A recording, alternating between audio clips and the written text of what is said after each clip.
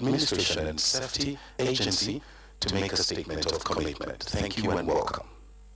Your Excellencies, leaders of the delegation, distinguished ladies and gentlemen, I bring you special greetings from His Excellency Muhammad Buhari, President of the Federal Republic of Nigeria, with his brother and counterpart, President Uhuru Kenyatta, on the successful hosting of the first International Sustainable Blue Economy Conference in Nairobi, Kenya. I stand before you to deliver the Nigerian Statement of Commitment on Sustainable Blue Economy on behalf of the Nigerian Minister of Transportation, the Right Honorable Chukwuke Rotimi Amechi, who would have loved to be here to deliver this statement, if not the emergent official duties back home. Nigeria congratulates the President and people of Kenya on the successful hosting of the Conference on Sustainable Blue Economy and is delighted to act as a co-sponsor of this high-powered event. Nigeria believes that the ocean is an integral and inevitable part of human existence. We believe that we must all be friends of the ocean by not making it a dumping ground, and also that the sustainable use of the maritime space must be well planned as a commonly shared entity in line with SDG Goal 14. The federal government of Nigeria, cognizant of the enormous benefits derivable from fully embracing blue economy, has taken strategic steps to strengthen a coherent African maritime domain. In that regard, Nigeria has formulated a national transport policy to be approved by the Federal Executive Council of Nigeria. The dedicated maritime transport policy will serve as a catalyst for the actualization of the 2050 African Integrated Maritime Strategy and provide the necessary platform to implement the framework for the protection and sustainable exploitation of Africa's maritime domain. Distinguished ladies and gentlemen, Nigeria has also signed onto the African Maritime Transport Charter, the 2016 African Charter on Maritime Safety and Security and Development, commonly referred to as the Lome Charter, the ECOWAS Integrated Maritime Strategy aims, and Agenda 2063, the Africa we want, to ensure a holistic strategy to address Africa's maritime challenges for sustainable development, competitiveness, and response to maritime vulnerabilities. In addition, Nigeria has set up an interministerial committee for the implementation of the 2050 Africa's Integrated Maritime Strategy to map out actionable strategic plans. Nigeria is vigorously pushing for the passage of the Anti-Piracy Bill and other related crimes at sea before our National Assembly, which will provide a requisite framework for the fight, prosecution, and punishment of piracy and other related crimes in Nigeria, hampering the development of the maritime space. Nigeria strongly supports the Africa Atlantic Blue Economy Initiative and recommends its extension to the entire continent, as ocean issues have no boundaries. Nigeria's Federal Ministry of Transportation has been properly designated and is currently coordinating and mapping out strategies to drive a sustainable blue economy to align with the federal government's three strategic objectives of economic recovery and growth plan, which are restoring growth in our economy, investing in our people, and building a globally competitive economy. Our government is committed to developmental initiatives to aid the entry and exit of goods and services in our country. Finally, I reiterate that the Federal Republic of Nigeria is fully committed to Africa's drive to harness the vast potentials in its maritime domain and will continue to cooperate with sister countries and developmental bodies to prosper the African continent. Thank you.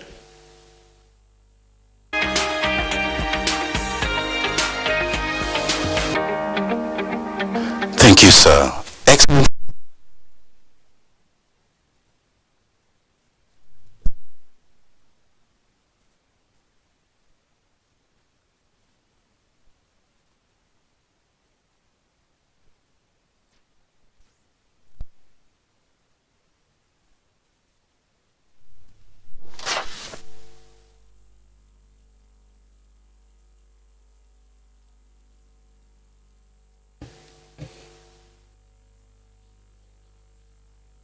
morning, Excellencies.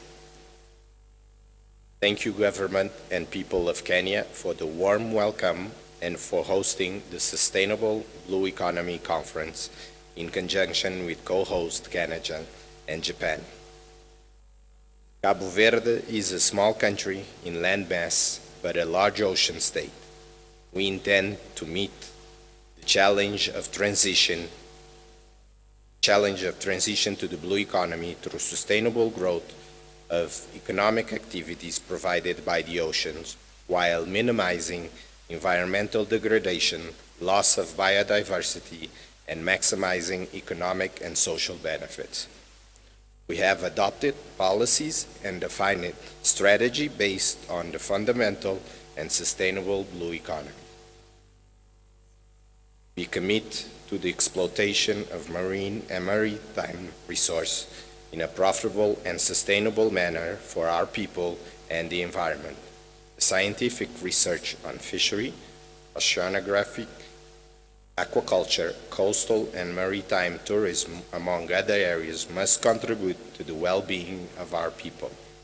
In 2015, our government approved a resolution on blue growth aimed at promoting sustainable development of oceanic and coastal resources, minimize degradation and loss of biodiversity, and reduce use of non-renewable marine resources, thereby maximizing economic and social benefits for our people. Our Blue Growth Charter focuses on strategic options in areas such as fisheries and aquaculture, trade and food security, environmental protection, aquatic ecotourism, maritime transport, coastal zone management, scientific research, and maritime safety, among other areas, at the service of the sustainable development of communities, food security and job creation to improve livelihoods, ecosystem resilience, and population income. But there are still challenges that can only be overcome through regional and international cooperation and partnership. Through a grant from the African Development Bank and technical assistance from FAO, we are working on a global blue economic strategic investment framework, a national blue economy investment plan, and a blue economy promotion program expected to be completed by June 2019. Cabo Verde will do its part, and we ask the world to join us in the awesome task to exercise responsible care for our ocean. Thank you.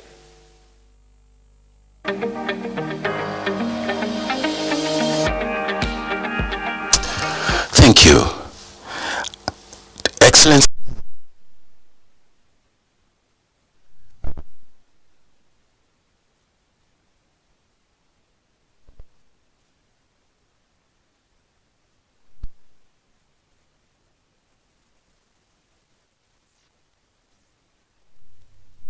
Excellencies, distinguished guests, ladies and gentlemen, I'm honored to convey warm greetings from Secretary of State Mike Pompeo and the United States. I want to say thank you particularly to the government of Kenya for taking the initiative to organize and host this important Sustainable Blue Economy Conference.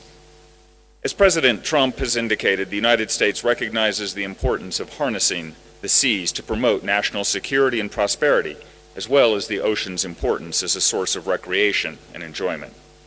The ocean plays a number of vital roles, and it is the economic value that we have gathered to highlight this week. Much of the global population lives along or near coastlines.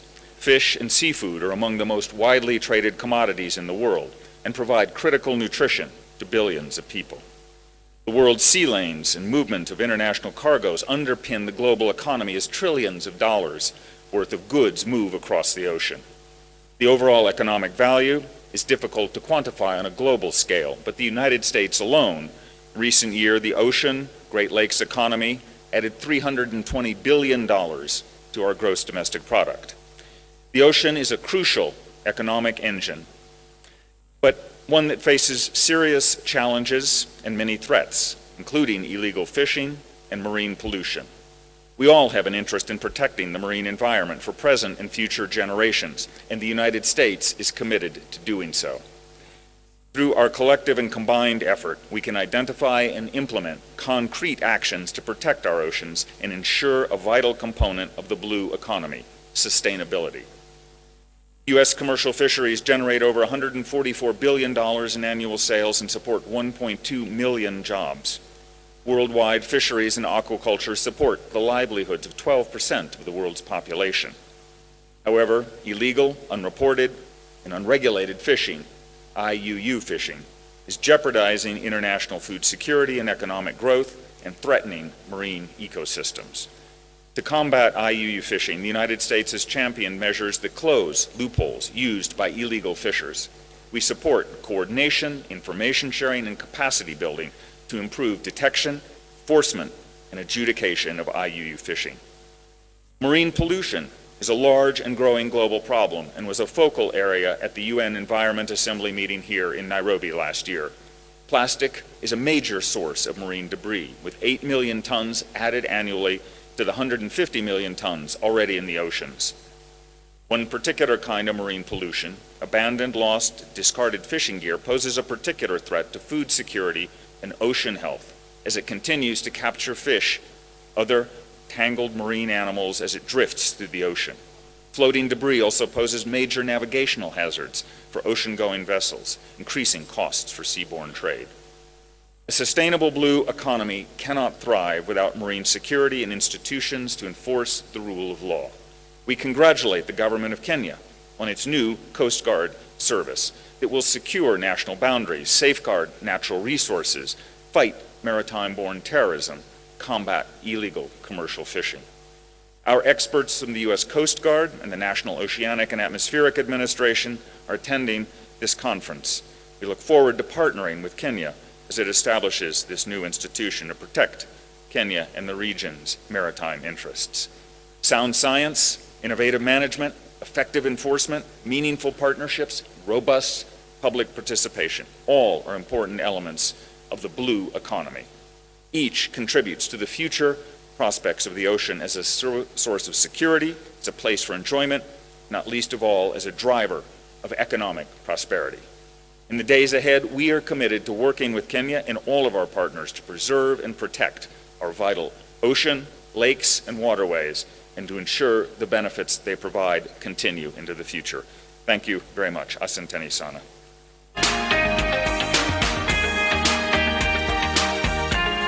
Excellency.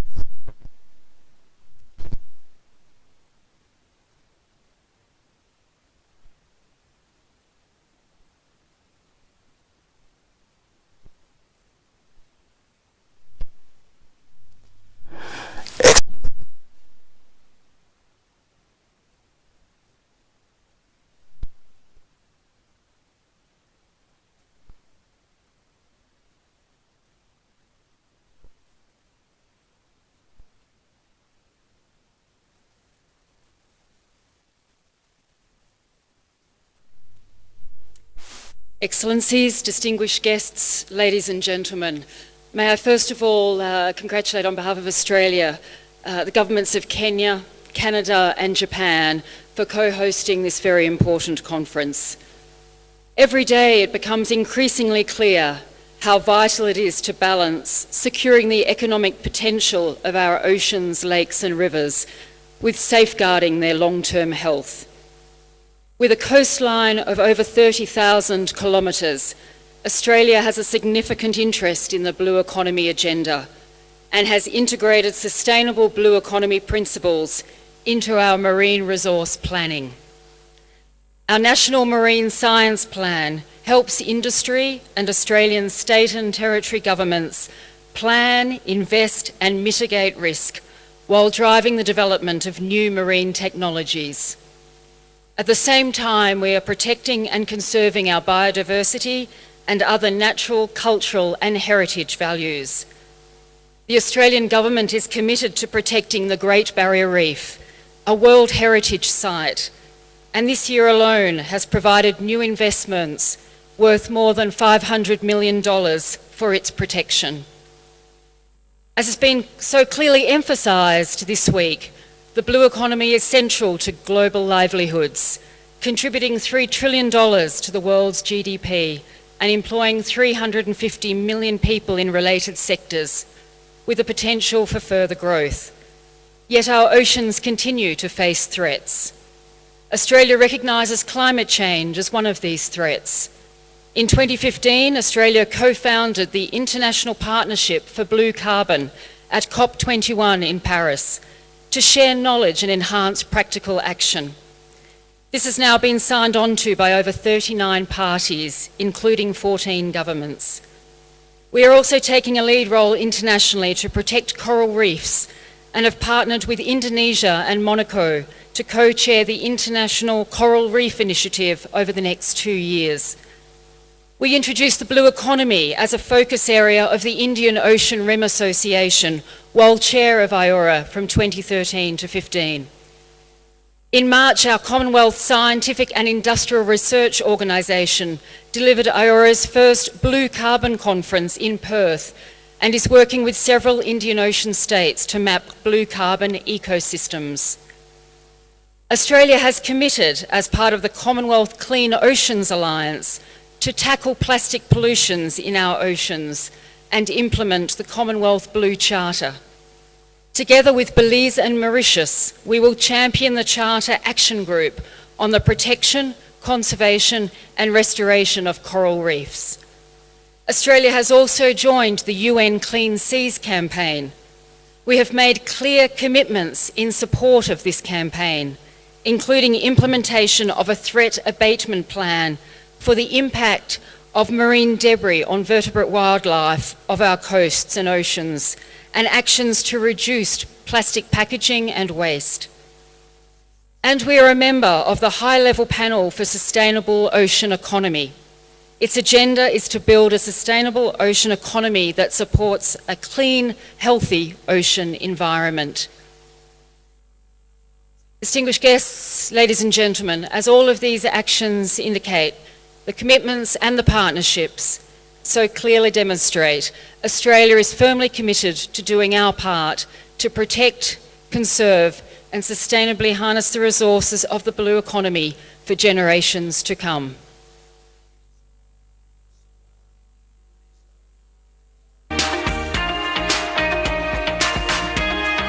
Thank you very much.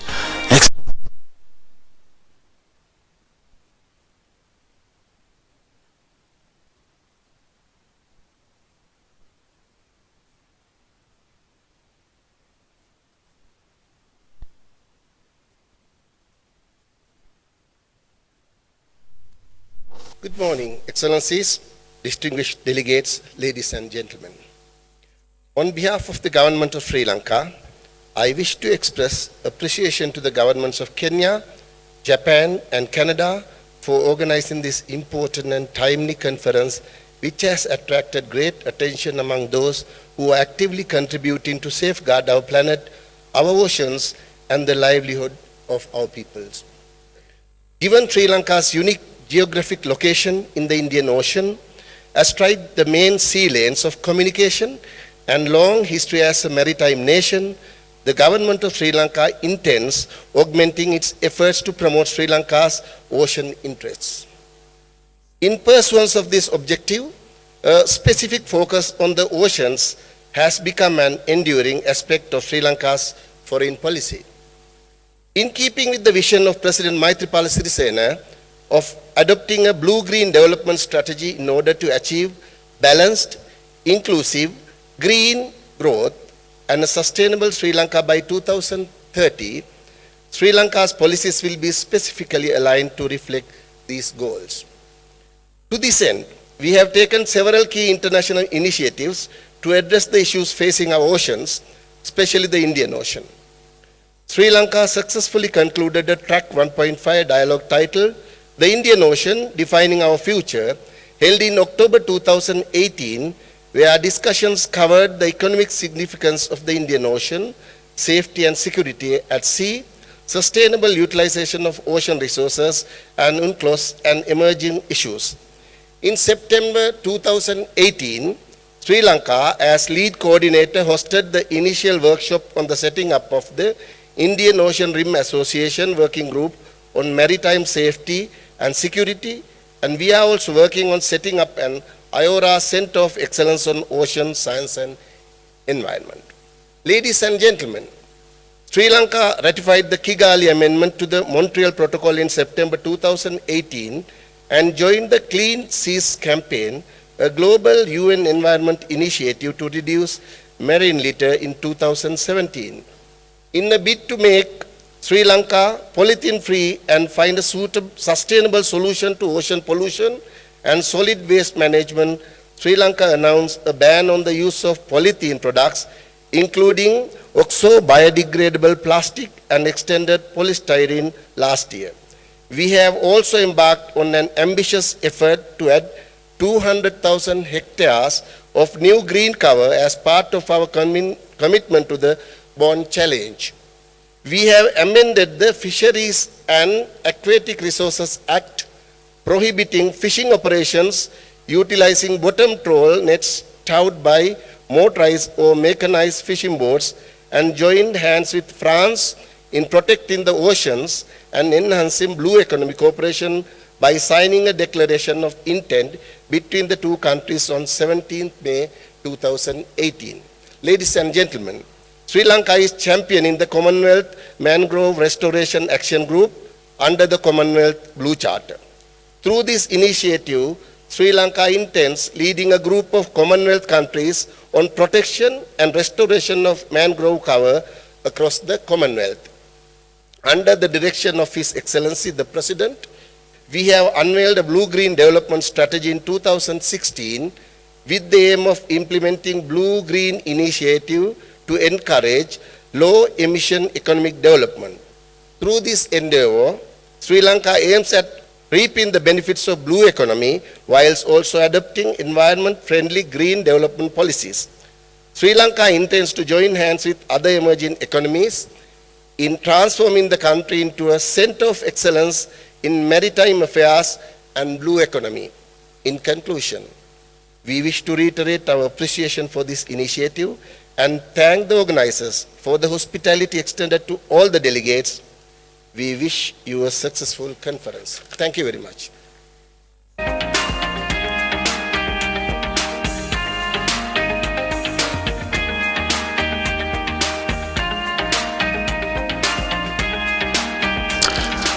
Excellence.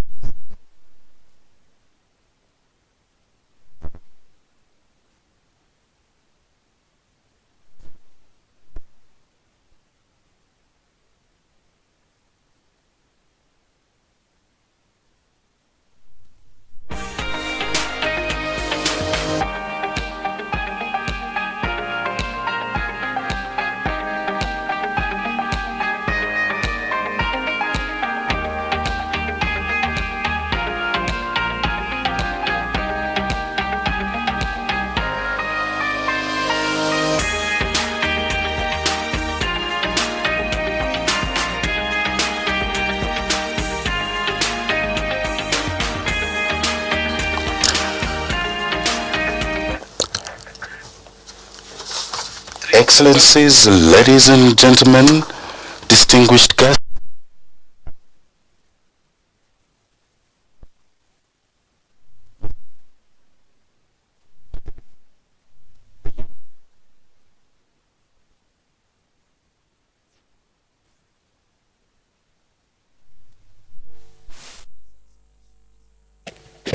My name is Ambassador Shamfi, Special Advisor to the Minister of Foreign Affairs and International Cooperation, Head of the Comoran delegations.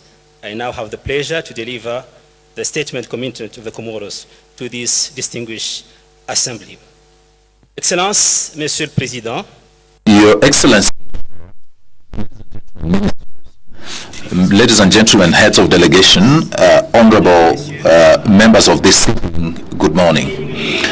The Comoros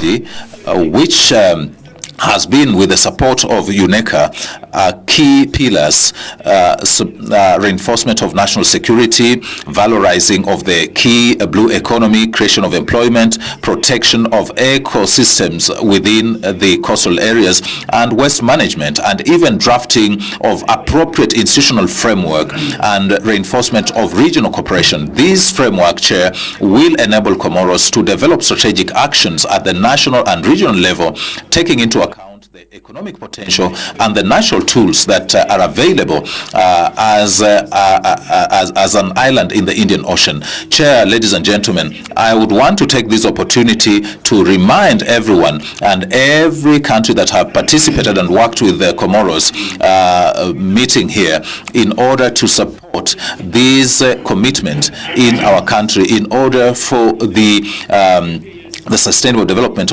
goals to be met and even integrate emerging countries by 2030. On behalf of my country, I wish your deliberations great success, even as we bring together this key hope that we have through the blue economy. Comoros fully commits to the engagements and commitments that have been made here. Thank you very much for your attention. Thank you.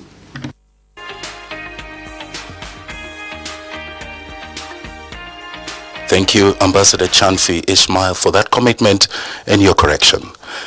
Excellencies, distinguished delegates, ladies and gentlemen, may I now bring on stage His Excellency Mr.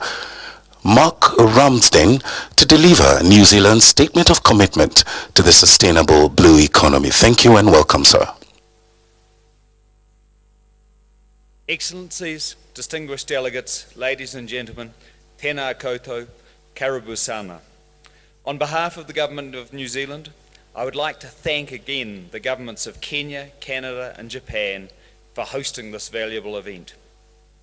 New Zealand is a maritime nation where the ocean and marine resources contribute significantly to national economies and to the well-being of societies and communities. We cooperate closely too with other Pacific states, including through the Pacific Island Forum and its Forum Fisheries Agency. The ocean is central to New Zealand's revenue-generating industries, including fishing, aquaculture, tourism and shipping. It supports unique biodiversity and life-sustaining ecosystem services as a sink for carbon emissions, as an example. The ocean is also intrinsically linked to New Zealand's cultural heritage. 65% of New Zealanders live within 5 kilometres of the coast. For these reasons, we take our stewardship responsibilities seriously. New Zealand invests heavily in legal, regulatory and policy frameworks so that blue growth is sustainable. New Zealand pioneered a rights-based fisheries management system that is heavily grounded in science and ensures that our fisheries are sustainable and profitable. Recently, we adopted legislation for the comprehensive environmental management of new and emerging activities in our exclusive economic zone. And we are committed to global targets for marine protection. There are over 44 no-take marine reserves around New Zealand. Our commitment to the sustainable blue economy extends to our Pacific Island neighbours, where the ocean and marine resources underpin economies. We work cooperatively with our Pacific Island partners to empower them to maximise returns from their fisheries resources, to build fisheries management capacity, and to address IUU fishing that robs the region of opportunities and revenues that are rightfully theirs. New Zealand is also committed to our Pacific, helping our Pacific region address other threats to sustainable blue growth. New Zealand volunteered to champion a Commonwealth Blue Charter Action Group to improve Commonwealth countries' capability to address the impacts of ocean acidification, which will benefit Commonwealth countries in the Pacific and more broadly. As a strong supporter of the international rules-based system for the ocean, New Zealand attaches considerable importance to good governance and conservation and sustainable management at the international level. We support the 2030 Agenda for Sustainable Development and its vision for a present and a future that is socially inclusive, economically sustainable, and environmentally resilient. We look forward to continuing constructive conversations on how we can achieve these important goals for a sustainable blue economy, and congratulate once again the sponsors and organisers of this conference. Asante sana.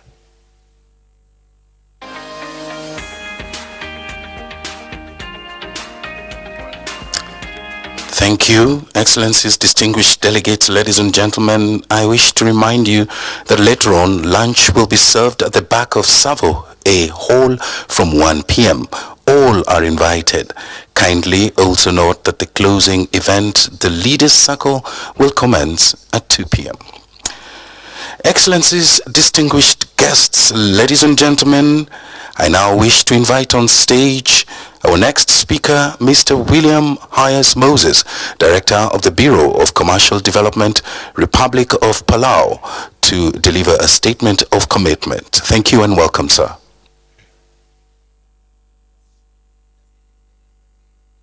Excellencies, distinguished delegates, ladies and gentlemen, I bring you warm greetings from pristine paradise, Palau.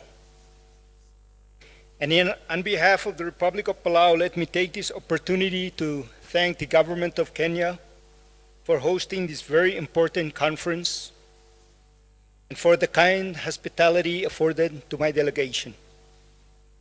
Let me also thank the government of Canada and Japan for co-hosting this conference. We are gathered here as a global community with one shared objective: to build a sustainable blue economy. The idea of the blue economy is something essential to Palau. As a people, we know that the environment is our economy, and our economy is our environment. And it is vulnerable to our actions, both past and present. And what our economy and the environment will be and look like tomorrow depends on our choices today. Our commitment to build a sustainable blue economy and preserve the marine environment takes a number of different forms. To enter Palau today, our visitors will need to take the Palau Pledge as their promise to preserve and protect our beautiful and unique island home. A conservation ethic: do not harm what does not harm me, is a central behavioral change we all need to make.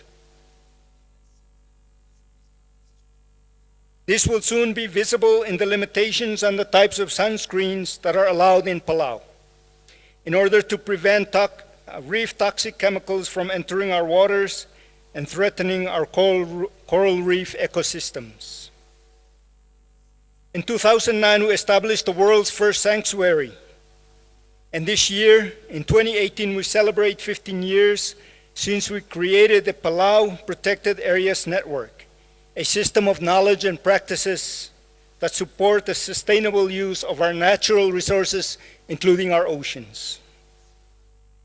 Another ambitious commitment we announced in 2015 is the Palau National Marine Sanctuary, a commitment to preserve 80% of our exclusive economic zone as a no-take area. The remaining 20% will remain open to fishing for local markets only. This will relieve the stress on our reef system. We have also passed a legislation to ban single-use plastics, phasing out by 2025. Plastic is the largest contributor of marine pollution and threatens the health of our ocean. Currently, our President, Tami Iramangasau Jr., co-chairs the high-level panel on sustainable ocean economy with the Prime Minister of Norway. The panel aims to forge a new contract between humanity and the ocean. Climate change presents specific challenges for marine economies such as ours, where the threat of increasing extreme weather events, ocean acidification, and sea level rise magnify our economic vulnerabilities. This panel is a unique group of world leaders from around the globe committed to developing, catalyzing, and supporting solutions for ocean, health, and wealth in policy, governance, technology, and finance. We are proud of our domestic efforts, but international action remains essential. Our lesson has been that developing strong partnerships with regional and non-governmental organizations is the backbone of our efforts to build a sustainable blue economy. A pristine and diverse marine ecosystem is the foundation upon which our tourism economy is built, as well as a crucial part of our domestic food security. What we are doing in Palau reflects our convictions that the blue economy is not just about SDG 14. The blue economy is essential to our goal of achieving the 2030 agenda and beyond. And we look forward to working with all of you in achieving this together. Thank you.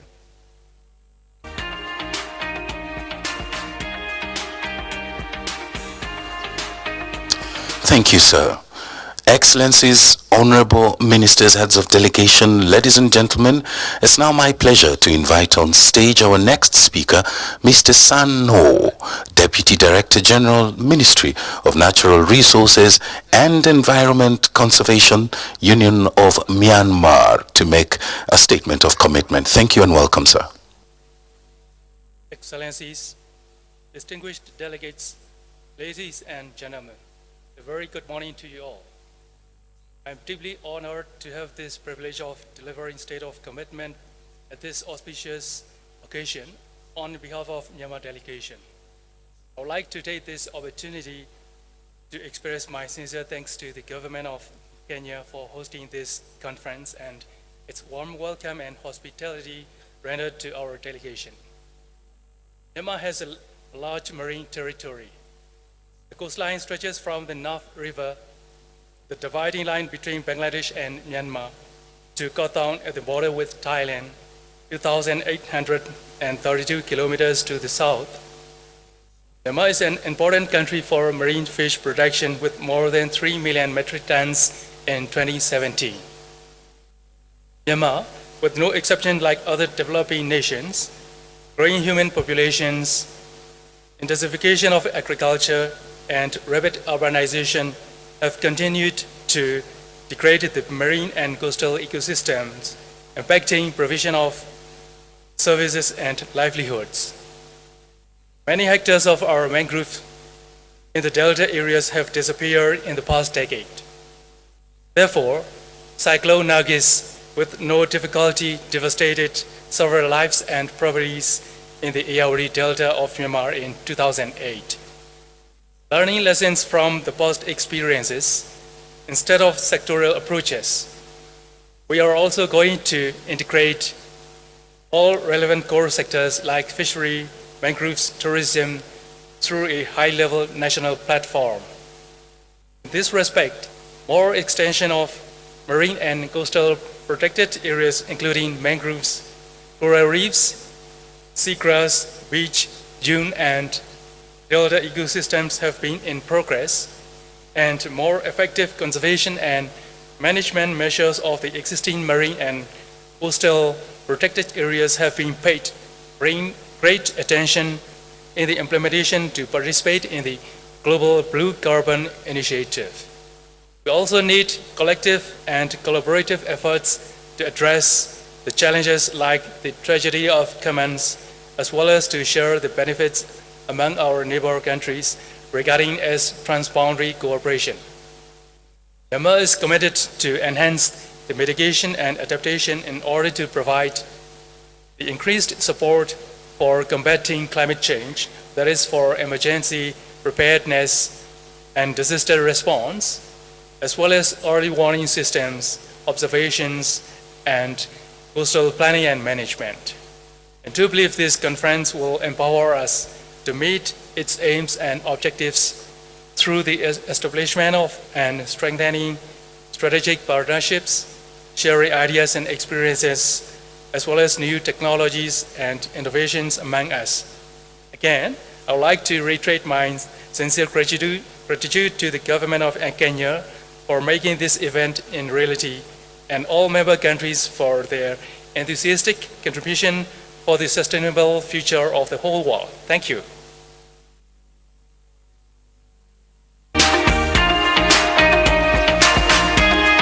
And we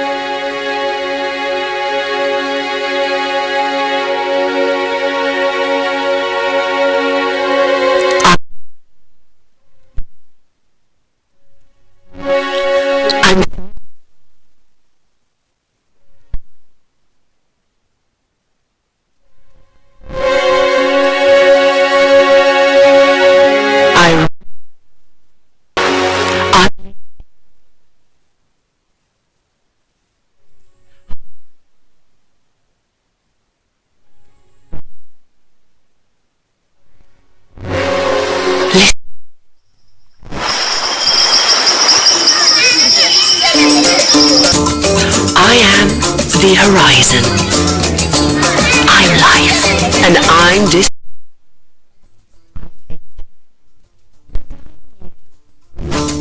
I'm history, and I'm hope.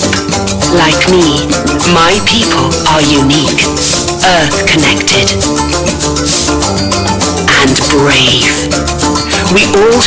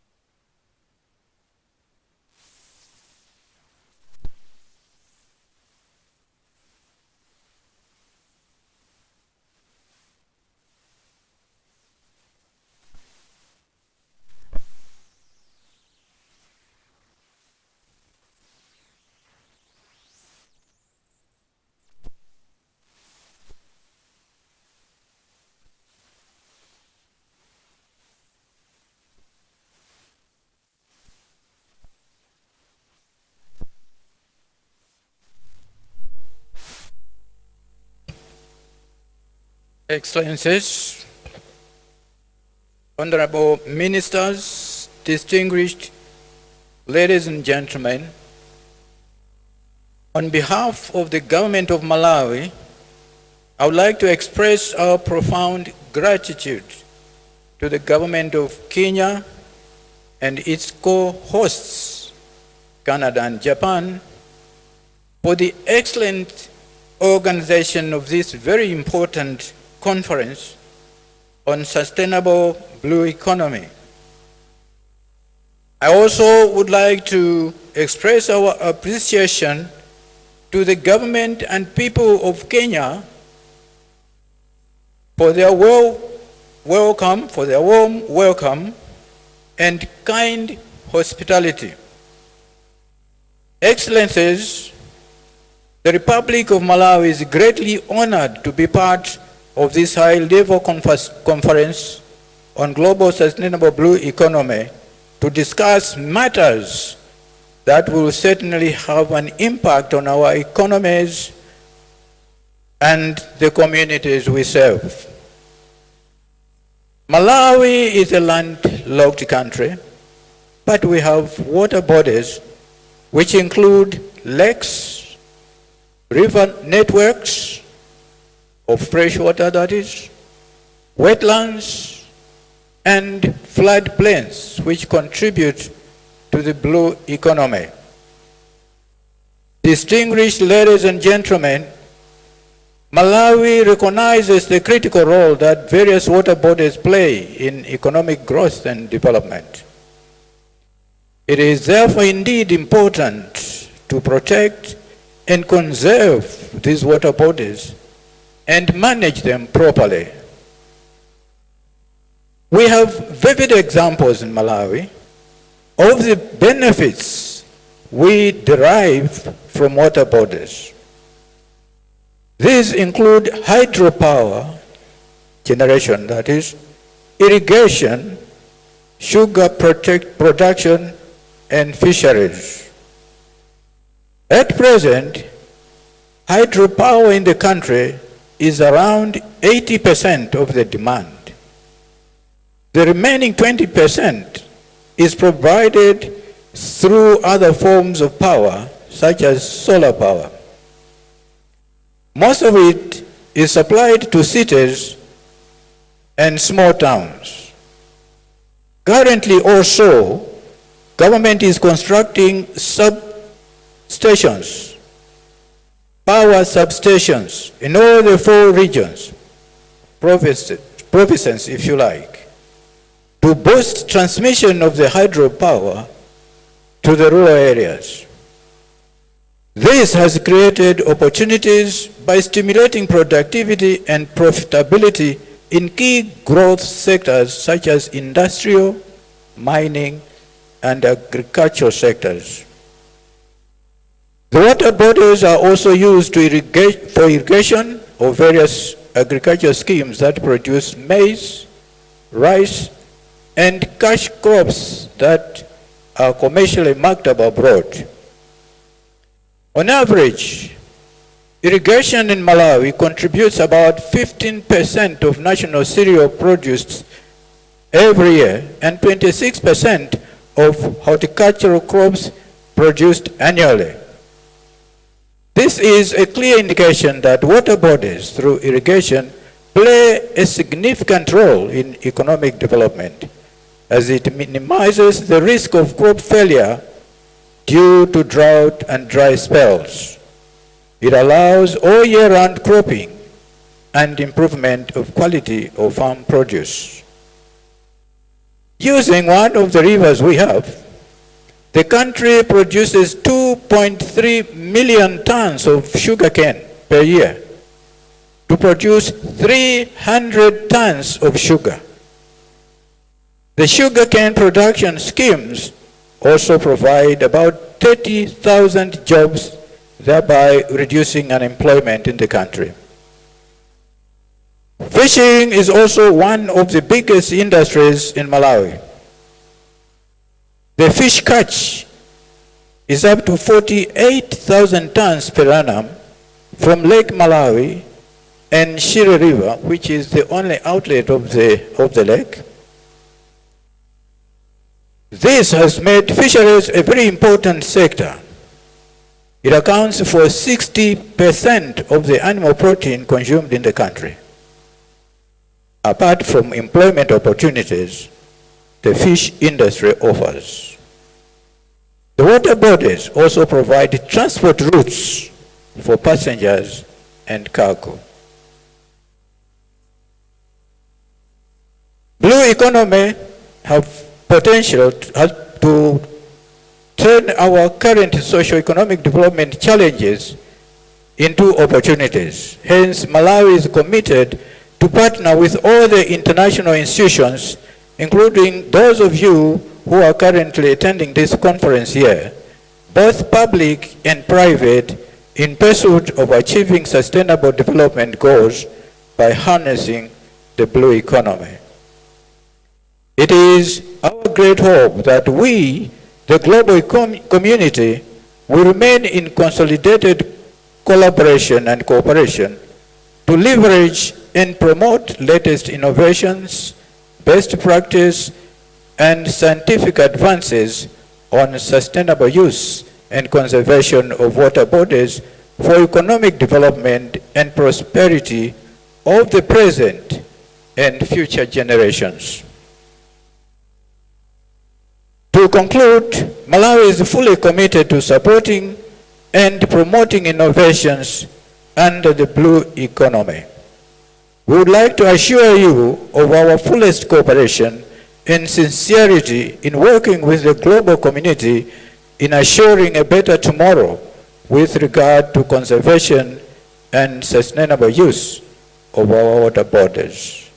I thank you for your kind attention.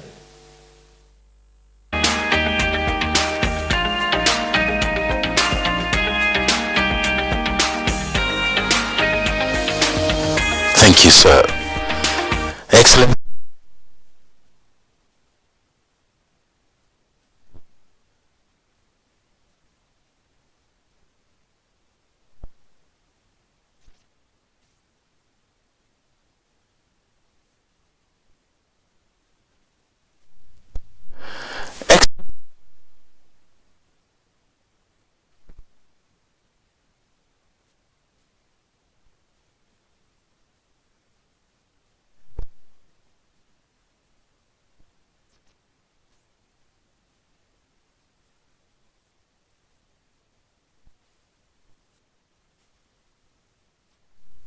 Excellencies, distinguished delegates, ladies and gentlemen, at the outset, allow me to thank the governments of Kenya, Canada, and Japan for co-hosting this important and timely conference. Samoa, as a large ocean island state from the Pacific, is pleased to participate in this conference where discussions will focus around a valuable global resource and an issue that is a key priority for my country and our Pacific region. Based on our shared ocean identity, geography, and resources, our Pacific Island farm leaders have endorsed the Blue Pacific narrative as the core driver of our collective regional action, which recognizes our collective potential and our shared stewardship of the Pacific Ocean. Samoa, together with our Blue Pacific neighbors and small island developing states, have remained at the forefront of blue economy advocacy, given the intrinsic link of our people, culture, and livelihoods to the ocean. The ocean and its resources are a key base upon which our economies are built, especially with reliance on sectors such as tourism and fisheries. Key to our sustainable blue economy approach is the balance of the economic benefits to be realized from our ocean with the management and conservation of the fragile ecosystems that they accommodate. For the past decades, the conservation and management of our ocean and its resources has remained a key priority for the Pacific Forum countries, placing an emphasis on the unique dependence of Pacific countries on marine resources, and equally for the protection of the Pacific Ocean. Protecting and sustaining the economic value of our tuna fisheries is vital, and our efforts have ensured that the Blue Pacific is home to one of the last remaining sustainable tuna resources in the world. We have continued to undertake a regional approach to fisheries management, data collection, and monitoring. Monitoring is essential to prevent the problem of IUU fishing, which undermines our conservation and management efforts and deprives our Pacific Island countries of over $616 million in estimated revenue each year. However, effective monitoring is a huge undertaking and relies on the cooperation of all member countries, including those of our developed partners, such as Australia and New Zealand. At the UN Ocean Conference that focused on the implementation of SDG 14, Samoa made 12 voluntary commitments in support of SDG 14. These efforts were crucial as they are linked to our development efforts, particularly in our fisheries and tourism industries. The commitments included solid waste management efforts, approaches to address land-based pollution through river and coastal health ecosystem monitoring, plus policies and projects to manage plastics marine litter. Samoa's efforts also directly involve communities in fisheries management and coastal infrastructure management plans that help our people build resilience and adapt to impacts of climate change. We have committed to ensuring improved scientific information and knowledge for more informed policy making on fisheries and legislation to prohibit the use of destructive fishing methods in Samoa's fishery waters. In support of healthy ocean ecosystems under threat from plastic waste and marine litter, Samoa has restricted the importation of plastic bags since the introduction of the plastic bag prohibition on importation regulations 2006. Further steps to address marine litter includes a ban on single-use plastic bags and plastic straws, which will take effect from January 2019. Styrofoam food containers and cups will also be banned once environmentally friendly options have been identified and are in use. Progress is also underway on the development of a national integrated waste and pollution management strategy to manage the 3 key streams of waste, that being solid waste, chemical and hazardous waste, and plastic pollution. Excellencies, ladies and gentlemen, Samoa, through its commitments at the national and regional level to ensure the conservation and sustainable management of the Pacific Ocean, is a contribution to our global efforts for a healthy ocean and the sustainability of its resources.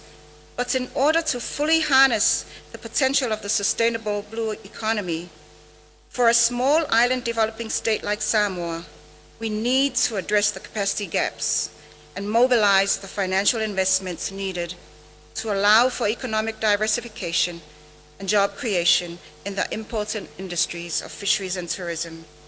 Thank you for your attention. Faftai Maimanuia.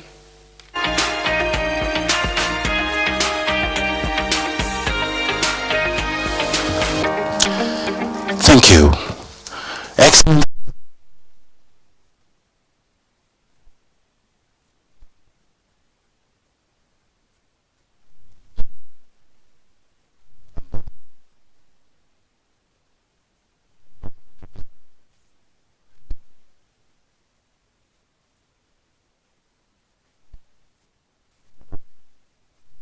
Excellencies, ladies and gentlemen, on behalf of the Rio Thai government, I would like to congratulate Kenya, Canada, and Japan for co-organizing this remarkable event. Thailand's participation today is testimony to the high importance we attach to the attainment of the 2030 SDGs, particularly the SDG 14 and blue economy. In this connection, it is my honor to share with you 3 policy orientations of Thailand on blue economy and her possible contribution to the international community. First, Thailand is a strong advocate to utilize connectivity as a policy pillar to strengthen networks among countries in Southeast Asia and other regions.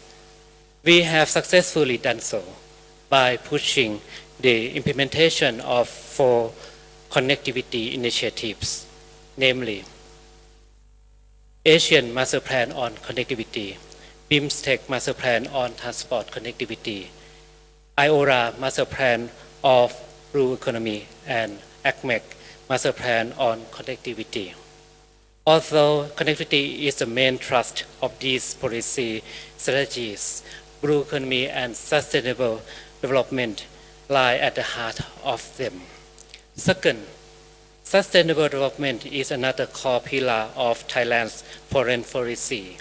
We have put great effort to share our experiences of sufficiency economy philosophy to the global community.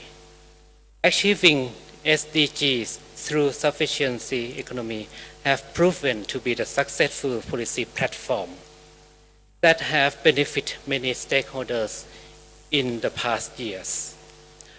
On blue economy, Thailand has shared our experiences on sufficiency economy philosophy for maritime aquaculture and its integration to the local communities with a view to advance economic growth and place environmental conservation at the core of our development. Third, with regard to conservation, special attention should be given to tackling the growing problem of marine debris. On our part, Thailand was the first Asian country to join the Upcycling the Oceans Global Initiative to clean up the oceans around popular coastal tourist cities such as Phuket and Chonburi.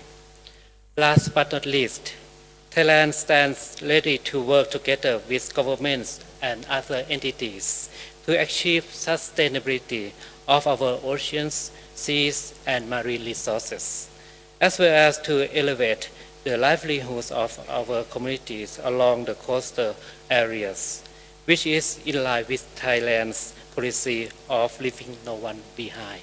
Thank you.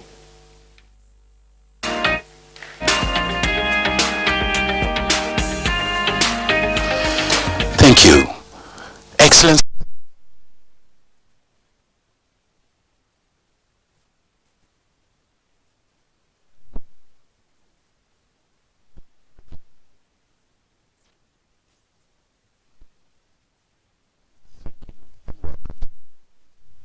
Excellencies, distinguished delegates, ladies and gentlemen, allow me to extend the sincere appreciation of the government of Tajikistan to the governments of Kenya, Canada, and Japan for the excellent organization of this important conference, and to the people of Kenya for their warm hospitality in this beautiful city of Nairobi.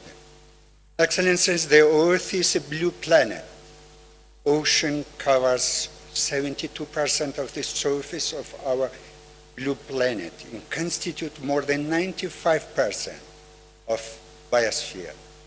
Life originated in the ocean, which continue to support all life today by generating oxygen, absorbing carbon dioxide, recycling nutrients, and regulating global climate and temperature. With the current trends of the exploitation and degradation of marine and coastal ecosystems, however, more needs to be done. One of the ways is the development of the blue economy, which promotes economic growth, responsible production and consumption, social inclusion, and the preservation of livelihoods, and ensuring the environmental sustainability of the ocean and coastal areas. Distinguished colleagues, water is life, be it in the ocean or in fresh water.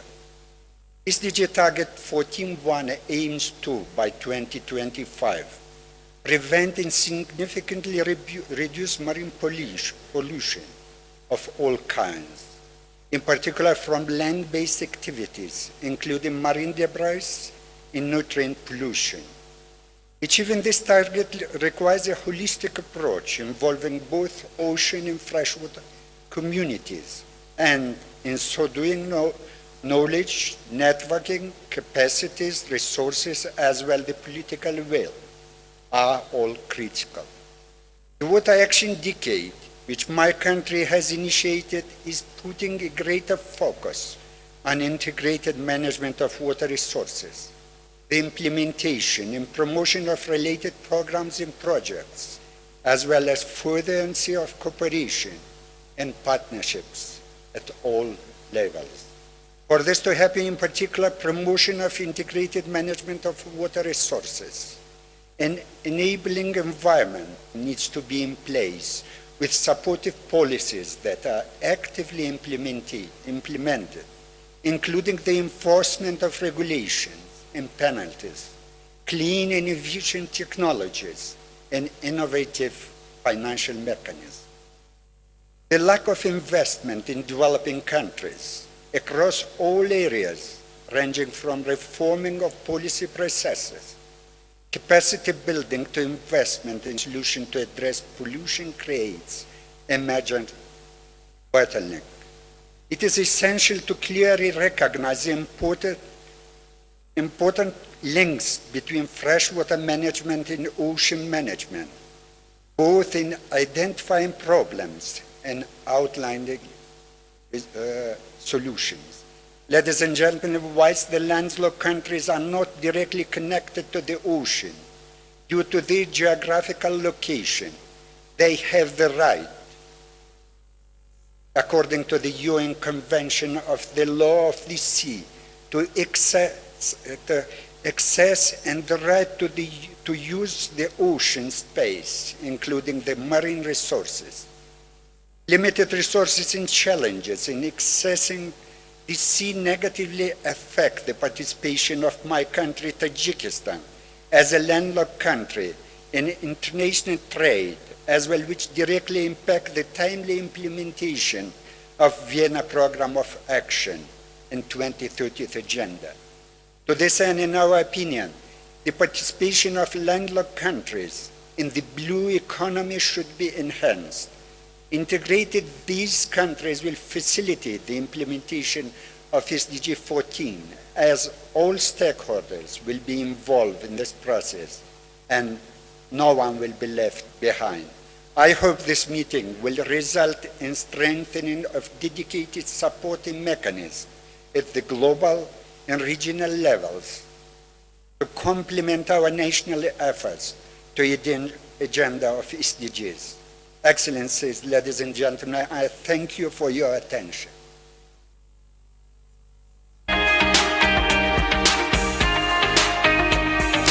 Excellent.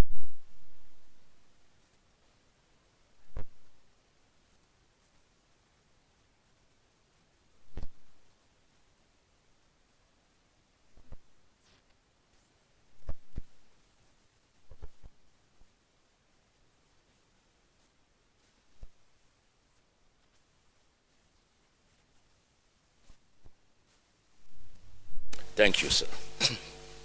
Distinguished head of delegations, excellencies, ladies and gentlemen, I would like to thank the government and the people of Kenya for their legendary hospitality and initiative to organize the first ever conference on the sustainable blue economy, as well as for championing the Blue Economy Action Group of the Commonwealth Blue Charter. We also thank the co-host, Canada and Japan, for their invaluable support towards the organization of this conference. I would like to underscore that Cameroon has developed a national sustainable strategy which incorporate guidelines and target actions on the marine, coastal, and water bodies ecosystem. Within this context, programs, projects, and plans are in place to ensure that the waste ecological, economic, and social livelihood are sustainably exploited to create employment, increase the income of the population, as well as the conservation of biological, mineral, energy, and water-related resources. Cameroon is equally expanding the blue economy potential. This is evident in the newly constructed KBC seaport with a throughput capacity more than 100 million tons per year. It would be a large container transit port and comprehensive hub port for maritime transport in Central and West Africa. Excellences, Mesdames, Messieurs. Excellency.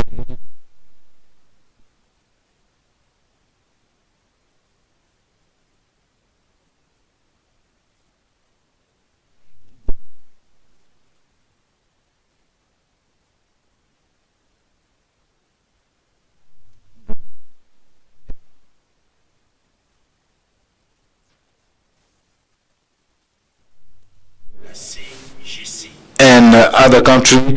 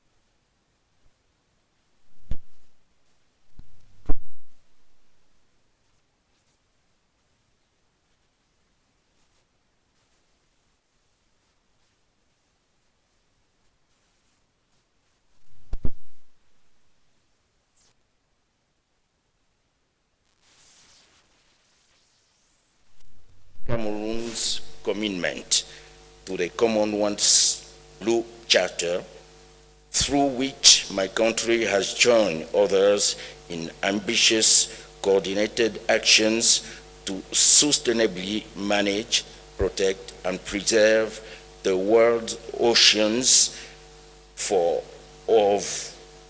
overall benefit and the present and the future generation.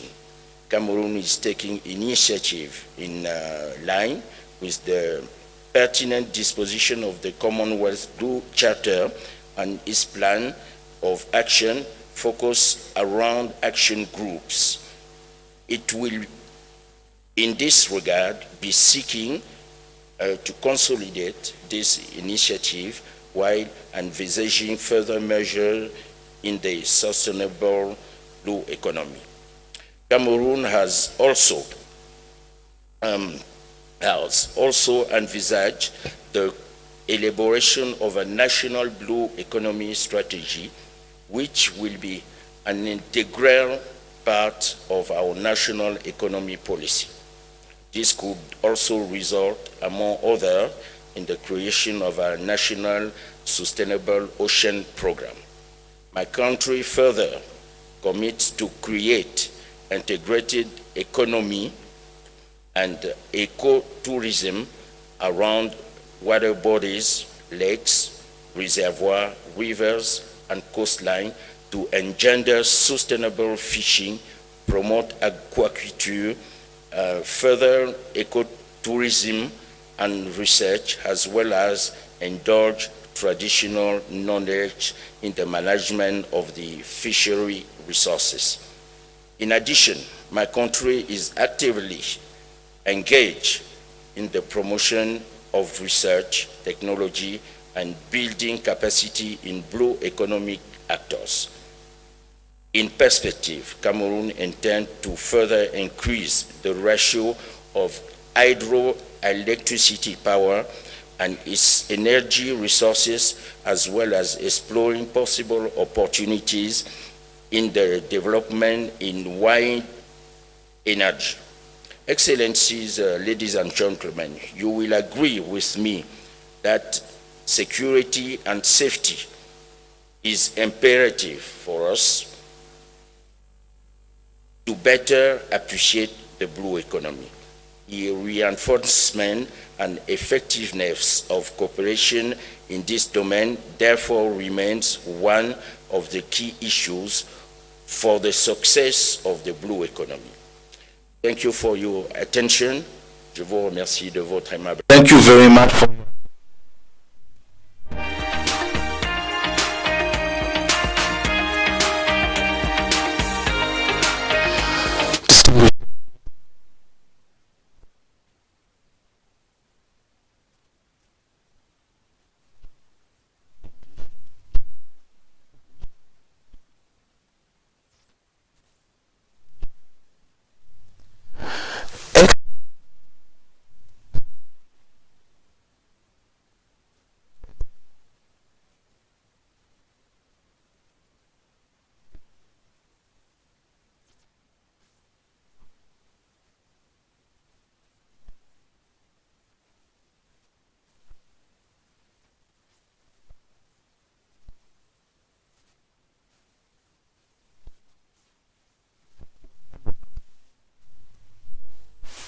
Bismillahir Rahmanir Rahim.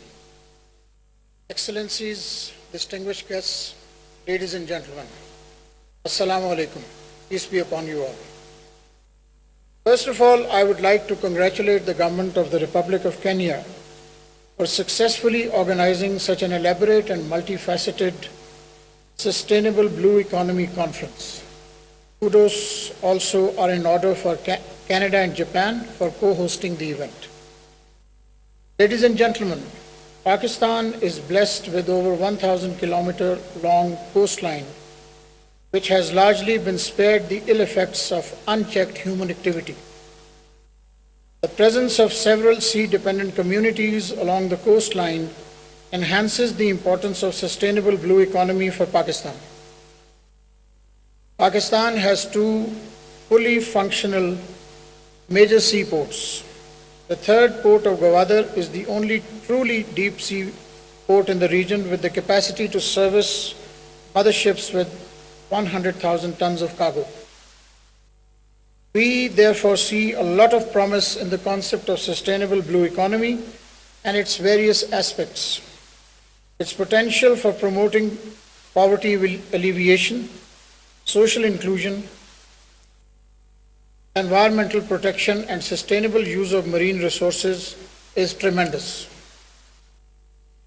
Ladies and gentlemen, today the planet stands at a precipice where climate change is threatening mankind's well-being, if not survival. It is high time we give due attention to protecting marine resources and environment. In this regard, land-based activities and dumping of plastic waste do not bode well for the world's marine resources. The frequency and ferocity of natural, or rather man-made disasters striking coastal countries is a wake-up call, which sadly we are not heeding enough at our own peril. Ladies and gentlemen, while this conference is truly commendable, we need to maintain the momentum. Importance of creating synergy between member states, the scientific community, the private sector, and other stakeholders cannot be overemphasized. Although this conference is not expected to yield a negotiated and agreed outcome document, we must build upon the enhanced understanding flowing from the conference. In this regard, it would be useful to distill the knowledge and ideas emerging not only from the leaders segment and business forum, but also the various side events. And we must ensure that the process remains transparent and inclusive and benefits all countries regardless of their levels of development. It should not be used to craft regulations and practices which redound to the disadvantage of developing countries. Allow me to emphasize that in this noble quest, you will find Pakistan a willing partner and interlocutor.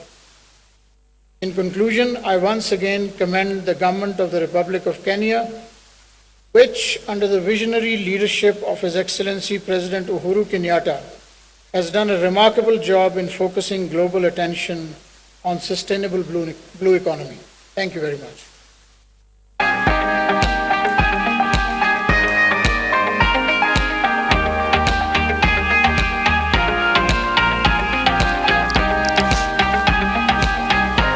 Thank you.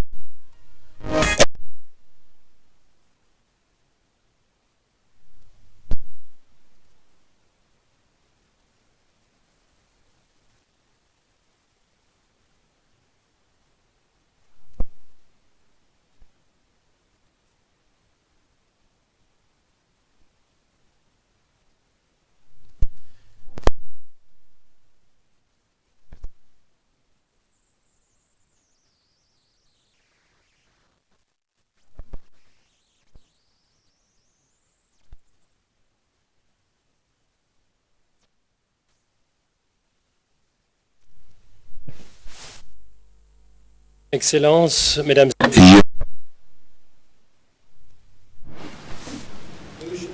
important role in the life cycle of our planet. They are home of many forms of life, provide food for billions of people, absorb about 30% of carbon dioxide and serve as channels for trade and transportation. The oceans face, as you all know, threats such as depletion of fish stocks, destructions of coral reefs, marine litter, pollution from sea and land-based activities. Sea level rise has become a major threat for coastal areas, and the main victims are the small islands developing states that derives most of their income from fishing or tourism. Through the degradation of ecosystems, they are most exposed to extreme weather. Over the past decades, Belgium has worked on its territory for the establishment of a network of marine protected areas as a way of restoring fish stocks and building resilience against extreme weather events. Marine spatial planning is crucial. Recently, my country drafted a marine spatial plan for its coastal zone on the North Sea, integrating economic activities, recreation and tourism, and the protection of nature. The environmental impact of offshore wind farms in Belgian coastal waters has also been closely monitored, and tests have shown that biodiversity is improved around these artificial platforms.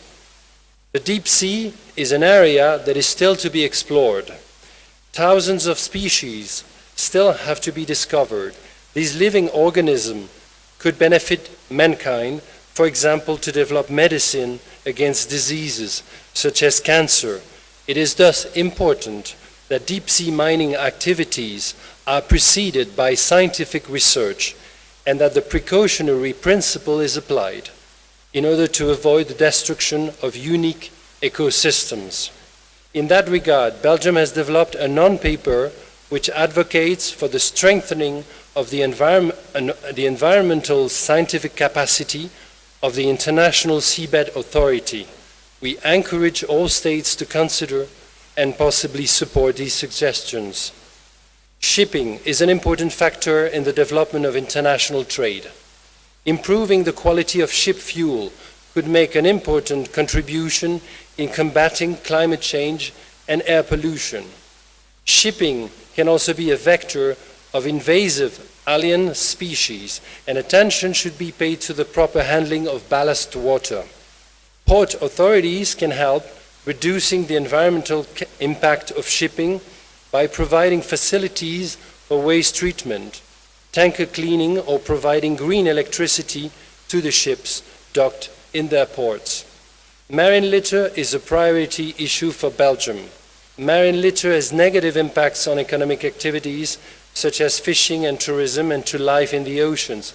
Microplastics entering the food chain is a danger for human health. Belgium is supporting the EU strategy on plastic, stressing the importance of the prevention of plastic waste by reducing the amount of single-use plastics. Tackling the problem of ghost fishing gear is also an element one shouldn't neglect. I would like to conclude by an announcement.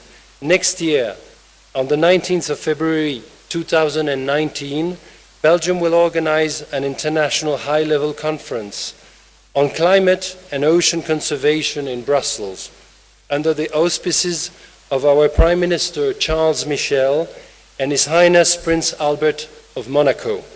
The conference, which will gather public authorities, representatives of the industry, civil society and research academics, will give special attention to climate change and the impact on ocean biodiversity, ocean energy and marine conservation, and the reduction of greenhouse gas emission from ships.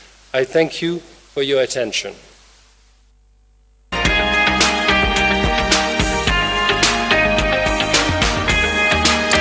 Thank you.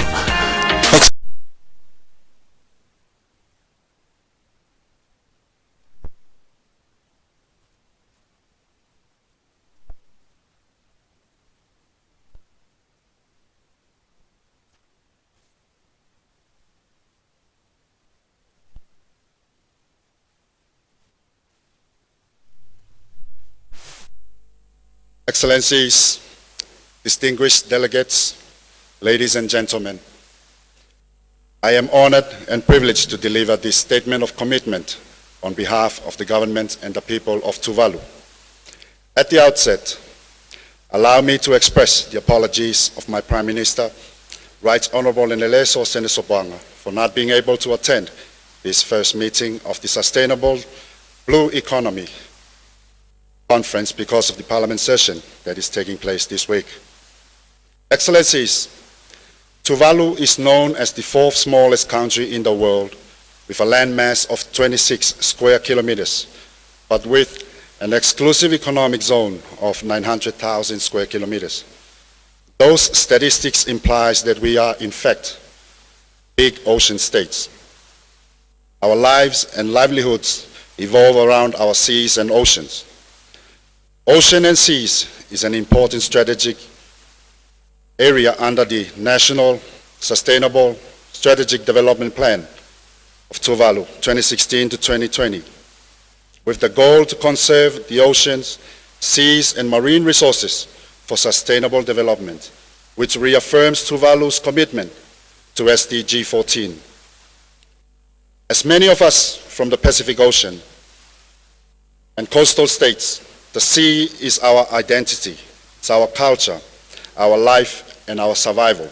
It presents our greatest hope to achieving sustainable livelihoods for our people, security, and survival.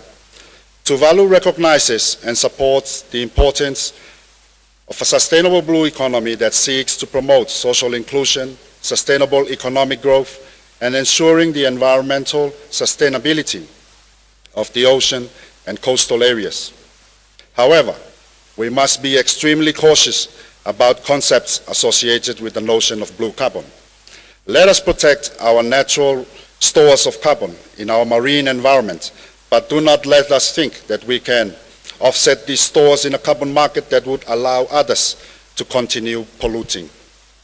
For Tuvalu, fisheries is the major source of government's revenue, with a contribution to the nation's GDP of 42%. It also provides employment opportunities for school leavers and young Tuvaluans under programs such as the Tuvalu National Fisheries Observer Program.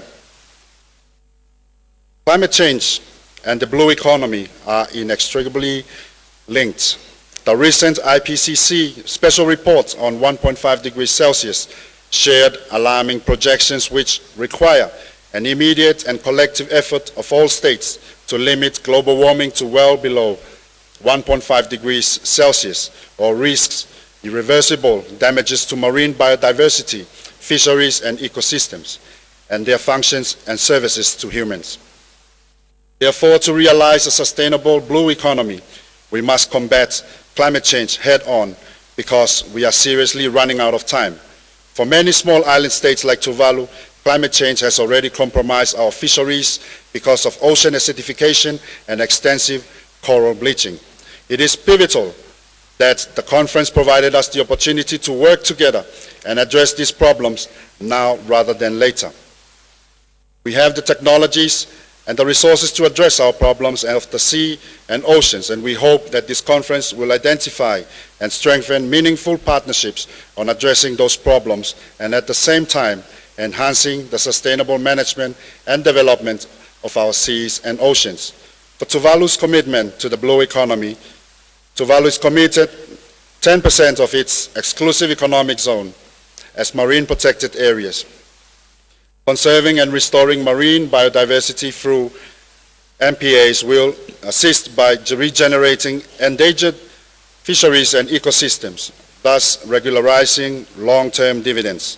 In June this year, we host the 8th Polynesian Leaders Group meeting and sign the Amatuku Declaration on Climate Change and Oceans. The declaration is a call for action in combating climate change to save our oceans, seas, islands, and our people. Excellencies, in conclusion, please allow me to join the previous speakers in expressing our sincere gratitude to the government of the Republic of Kenya and the co-hosts, the government of Canada and the government of Japan, for convening this important Sustainable Blue Economy Conference. Thank you for your attention. Fafta ilasi Tuvalu Moteatua.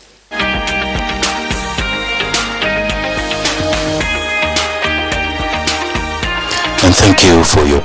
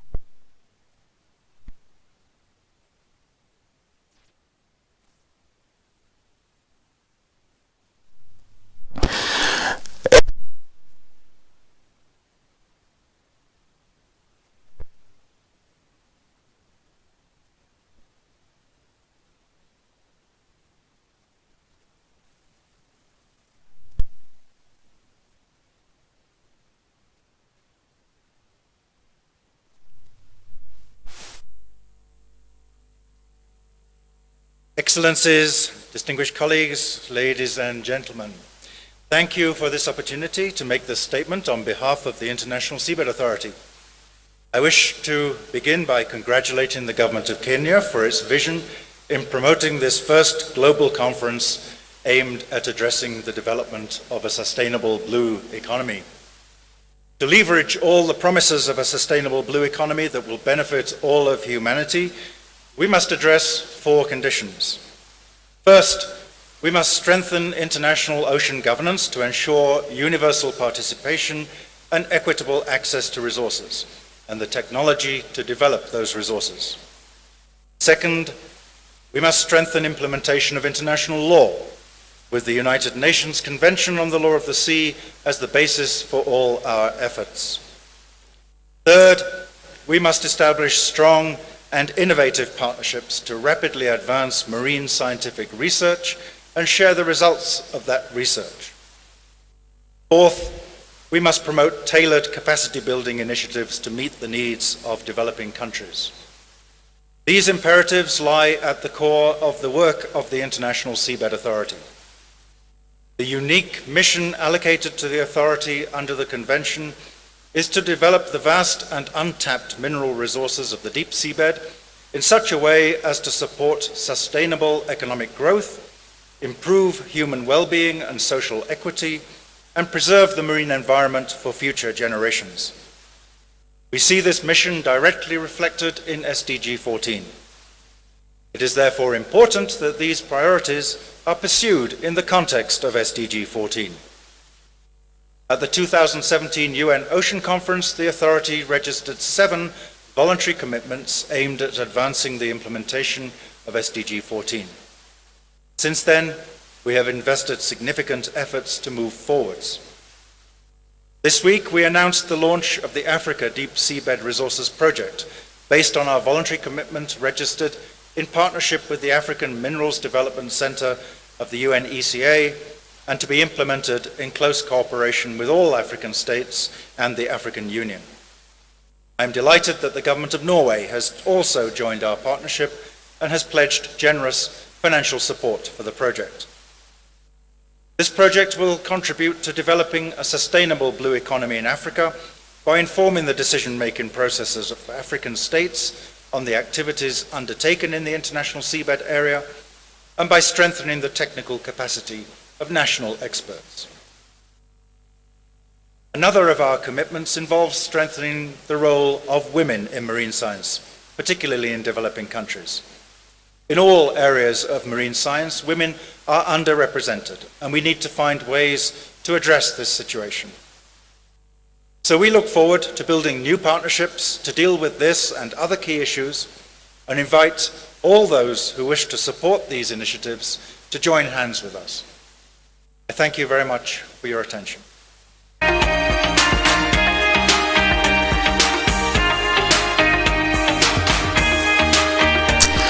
Thank you.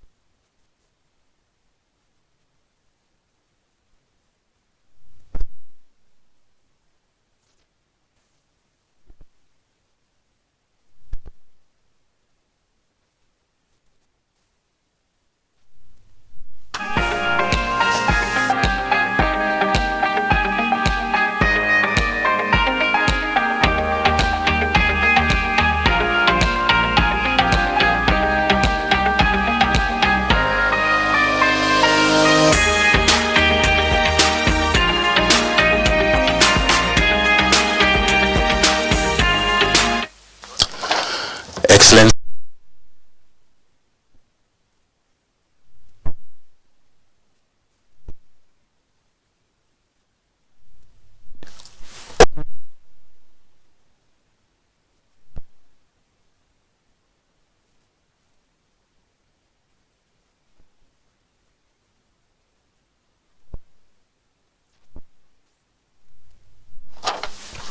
Excellency, distinguished delegate, let me begin by extending my thanks and appreciation to our host, Kenya, for warm reception accorded the delegation since our arrival in the beautiful city of Nairobi, and to express our best wishes from our president, Dr.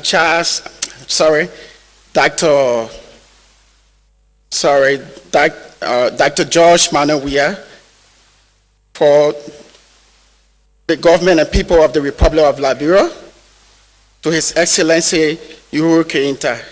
Permit me to also extend the thanks to the co-sponsor of this program for his very important conference on sustainable blue economy, That would be Kenya, Canada, Japan, and the United Nations Development Program, UNDP.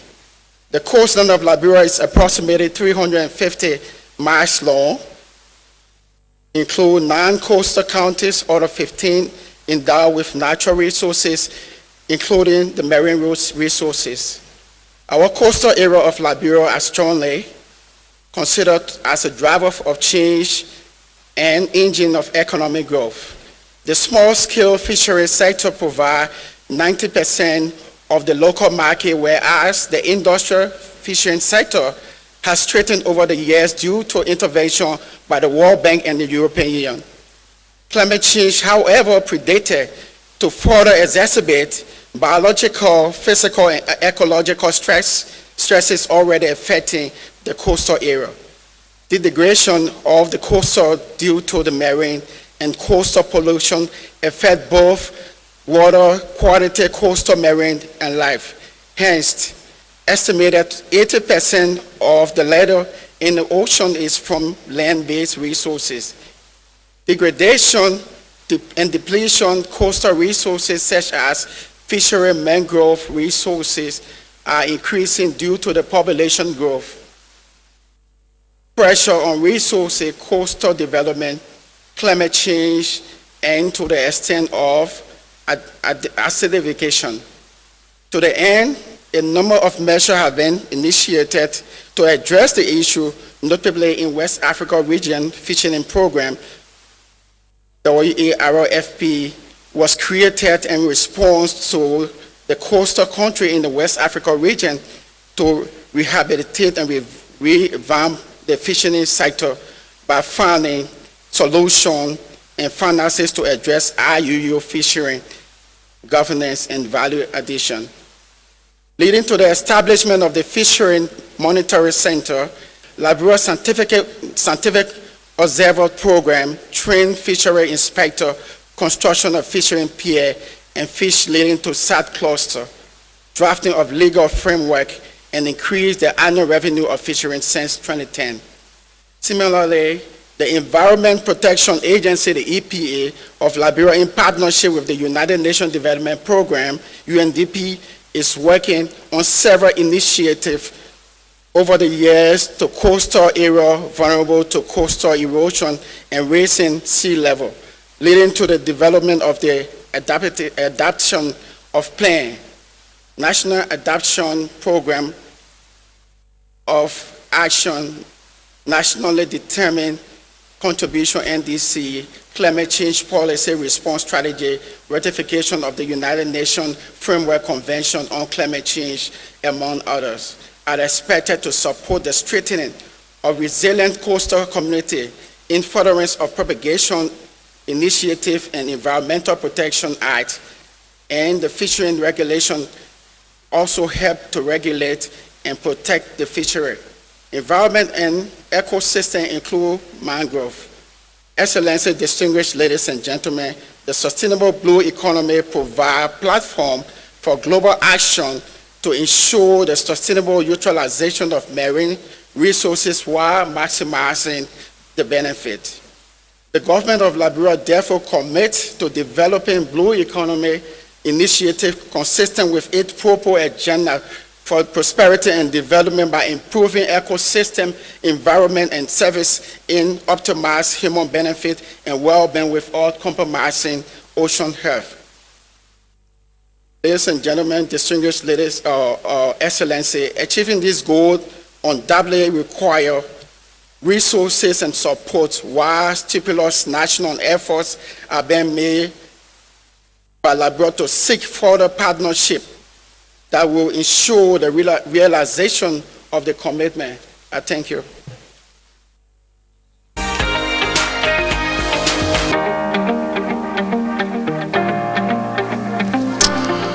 Thank you.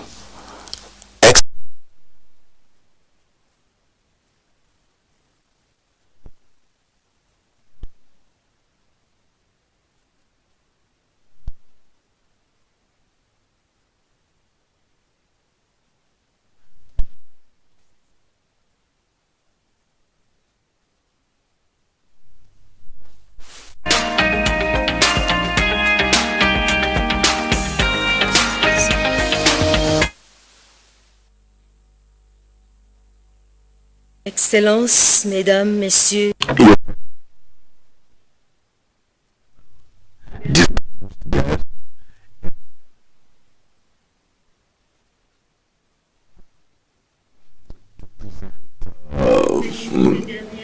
the excuses from our ministers who are not able to travel due to some ministerial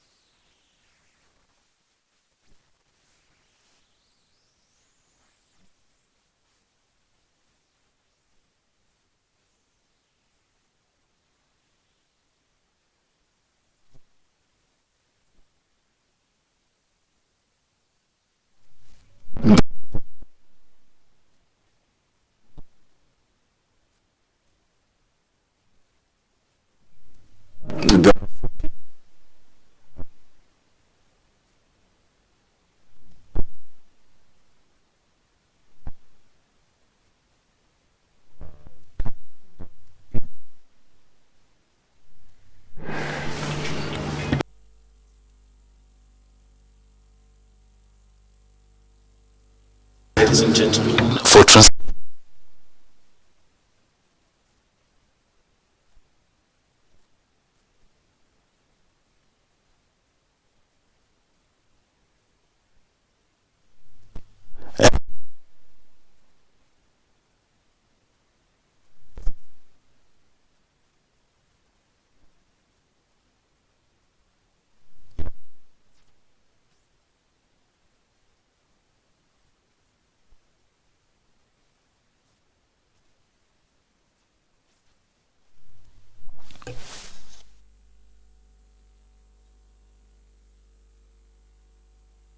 Excellencies, distinguished delegates, ladies and gentlemen,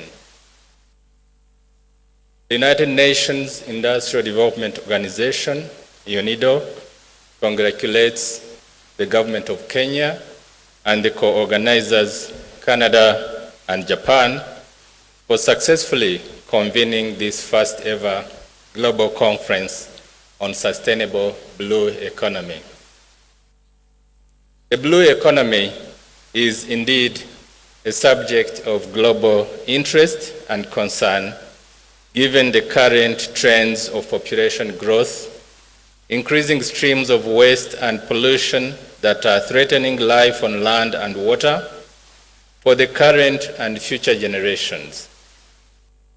Our collaborative efforts to deliver an inclusive and sustainable development, leveraging the blue economy, needs to take a cautious approach to ensure that the next generations are not compromised. In that regard, UNIDO recognizes the strong role of effective policies, scientific research, and industry in delivering a sustainable blue economy agenda, and the importance of the blue economy resources as input to supporting the industrialization agenda in the developing world, especially for the resource-based industries. We recognize that the blue economy can indeed enhance efforts to achieve economic inclusion for some of the communities at the margins often missed out by growing economies. And as the planet faces increasing resource pressure, the traditional unveil opportunities underwater for food and feed resources beyond fish, alongside technologies to support a new generation of industries and investments, will be critical. The Sustainable Blue Economy Conference has indeed showcased the opportunities and challenges that the blue economy resources can bring in the context of Sustainable Development Goal 14 on oceans and the Sustainable Development Goal 9 on industrialization as drivers of food and nutrition security, clean environment, and prosperity for all. Our work with governments and private sector to strengthen policy research, knowledge management, skills and technology transfer, as well as global forum functions with a view to enhance value addition and sustainable livelihoods from the blue economy resources will continue to inform our engagement in this discourse. Industrialization-driven growth that will address waste streams in all forms with promotion of environmentally friendly technologies and renewable resources will remain our core principle as we target to strengthen the linkages that enhance value and job creation from the blue economy resources. UNIDO is happy to be associated in the efforts to deliver the broad agenda of sustainable blue economy for sustainable development, and we look forward to strengthening partnerships to harness the blue economy for a better today and for the future. I thank you very much.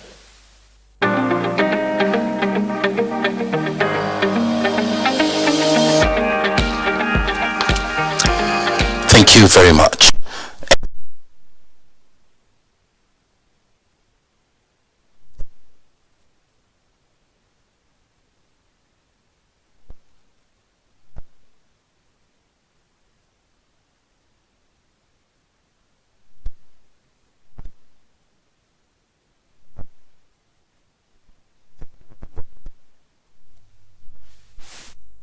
Bismillah ar-Rahman ar-Rahim. Excellencies, ladies and gentlemen, on this occasion, I would like to convey to you the greeting of His Excellency, the Chairman of the President Council of Government of National Accord of State of Libya, and apologize for not being able to participate in this important forum for previous commitments. And he wishes you every successful in your work. I would also like to pay tribute to efforts made by the Kenyan, Canadian, Japanese, and other governments, organizations, and institutions that contribute to the success of these events.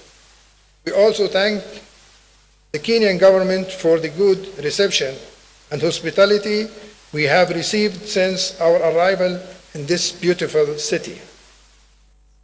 Excellencies, Ladies and gentlemen, this is not doubt that the blue economy is one of the cornerstones in support of the sustainable economy development in the countries that God has enjoyed with marine and inland water resources, such as lakes, rivers, and aquifers. Although more than 95% of Libyan national income comes mainly from oil and gas, the national strategic directions aim to diversify national income sources and create other resources to reduce the total dependence on oil and gas. And marine wealth is a promoting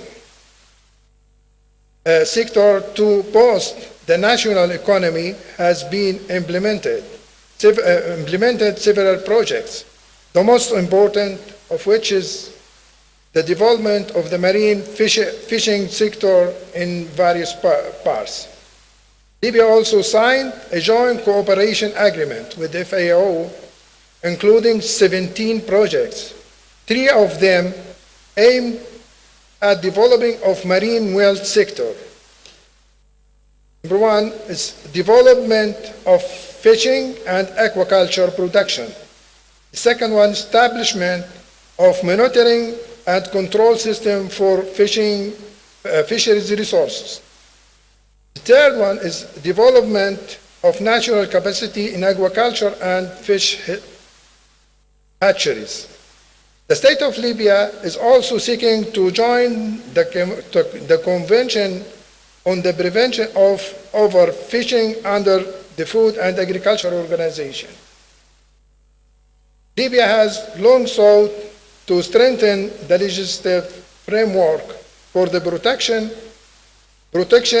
and development of marine wealth. The most important legislation in this area is the Protection of Marine Resources Act of 1989, which is the pioneer legislation in this regard. The law for the protection and improvement of the environment has been issued with the aim of preventing pollution of all kinds, including protection of beaches, seawater, and water resources from pollution, maintaining the balance of living organisms, and achieving sustainable development. Despite the success in this area, many promising investment opportunities appear. For example, establishment of canning manufacturers and conservation of fish for the purpose of domestic consumption and export abroad. Manufacturing and maintenance of fish boats, development of marine tourism, developing marine ports in line with the progress made in this field. The Libyan state has not only focused on developing the legislative framework, but also on the institutional framework. In this regard, Scientific Research Center has been established, which is one of the most important centers in the North Africa. It's the Center of Marine Biology, which is mainly concerned with the developing the horizons and the method for scientific research in this field. In conclusion, we take this opportunity to underscore our commitment to make the utmost effort in the path of achieving sustainable development, of which the blue economy is one of the most important tributes. Thank you very much for your attention. Assalamu alaikum wa rahmatullah.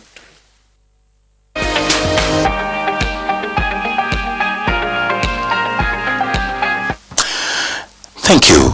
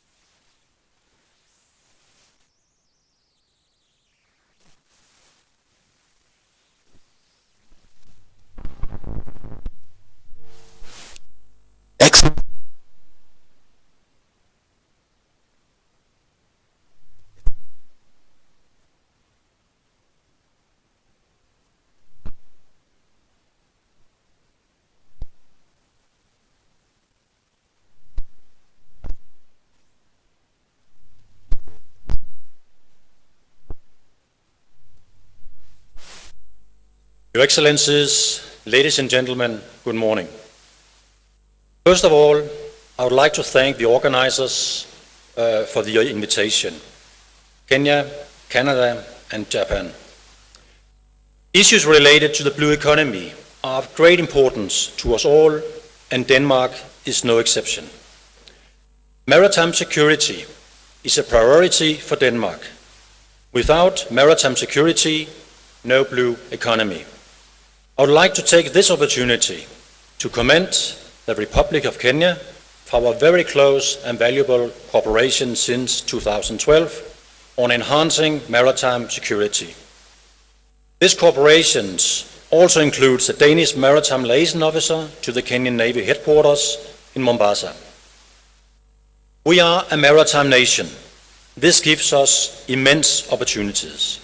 10% of global seaborne trade is controlled by Danish companies, and Danish maritime companies account for around 1/4 of Denmark's total exports. Directly and indirectly, the maritime cluster, also known as Blue Denmark, creates jobs for about 110,000 people. Close public-private cooperation is a crucial component in Blue Denmark. For instance, maritime counselors at our embassies seeks to strengthen international cooperation and identify growth potential. And in fact, the Danish embassy here in Nairobi will also very soon host a maritime counselor. However, Denmark's dependence on the blue economy also entails challenges. One such challenge which the Danish embassy in Nairobi is actively engaged in, as I was alluding to just before, is the maritime security. Safe and secure navigation in Africa is a key interest to Denmark. Maritime security in Africa is, moreover, crucial for the free trade and the sustainable economic and social development of coastal countries in Africa. As you will all know, the extent of piracy in the Horn of Africa has decreased significantly in recent years. However, conditions that previously nurtured piracy essentially remain. Denmark therefore continues to provide comprehensive support to maritime security on the Horn of Africa with civilian, policing and military components. Another area of focus is the Gulf of Guinea, which has seen a rise in incidents in recent years. Denmark also contributes to combating this threat through a broad-based engagement in the Gulf of Guinea. This comprises the Peace and Stabilization Program for the Gulf of Guinea, support for capacity building by the Danish Armed Forces, as well as maritime advisors in Nigeria and Ghana. Finally, at the political level, Denmark is actively engaged in the G7 Friends of the Gulf of Guinea group. We are strongly committed to continue this engagement on maritime security in Africa.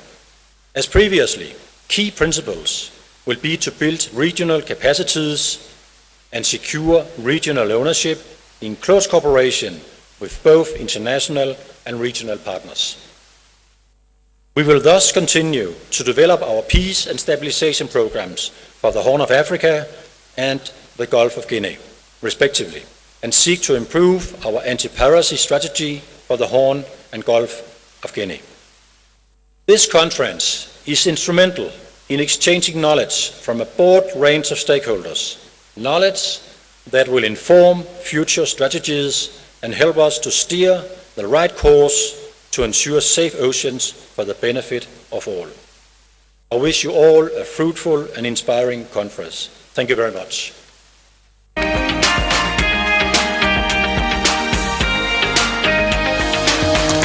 Thank you.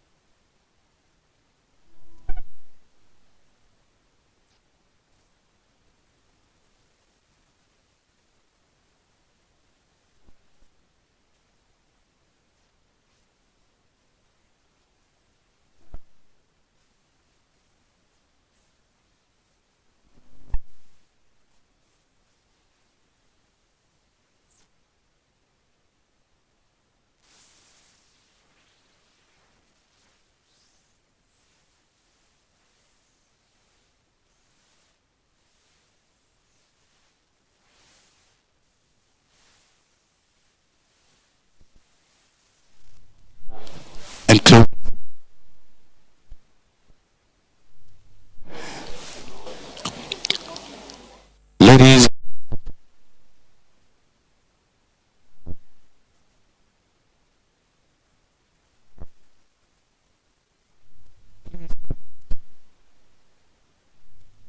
remember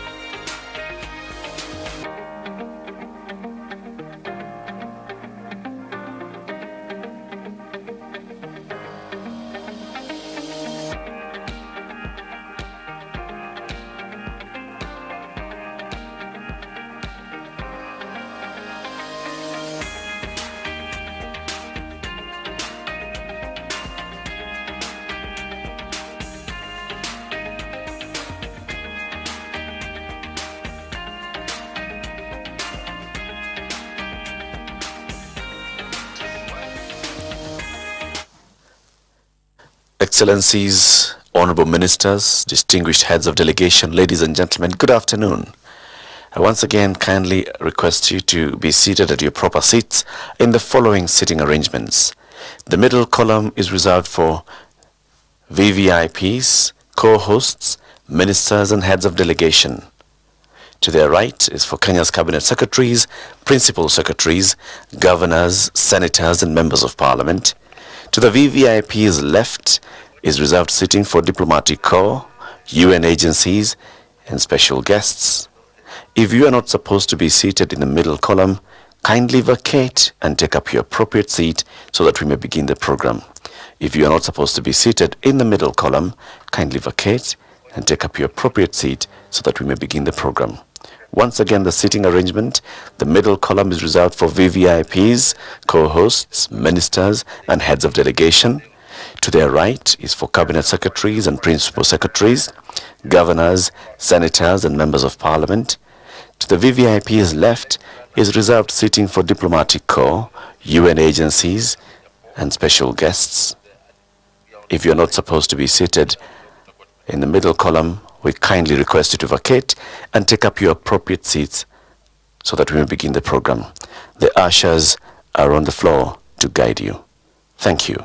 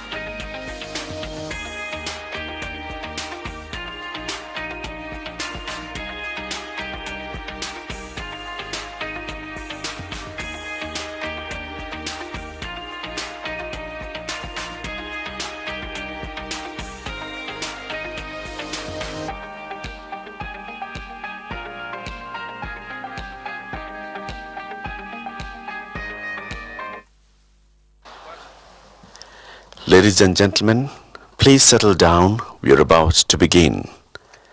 Ladies and gentlemen, kindly settle down. We are about to begin. Ladies and gentlemen, we kindly request you to settle down. We are about to begin.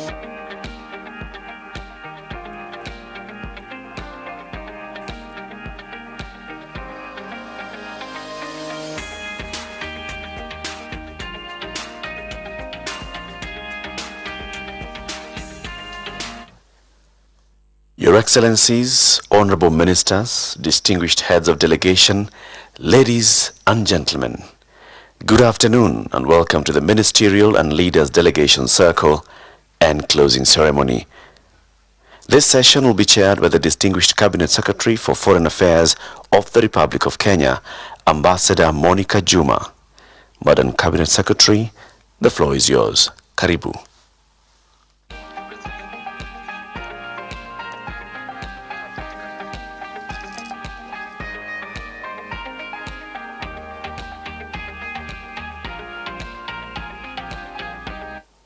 Your Excellencies, Honorable Ministers present, distinguished delegates, ladies and gentlemen, welcome to yet another important segment of the Global Sustainable Blue Economy Conference.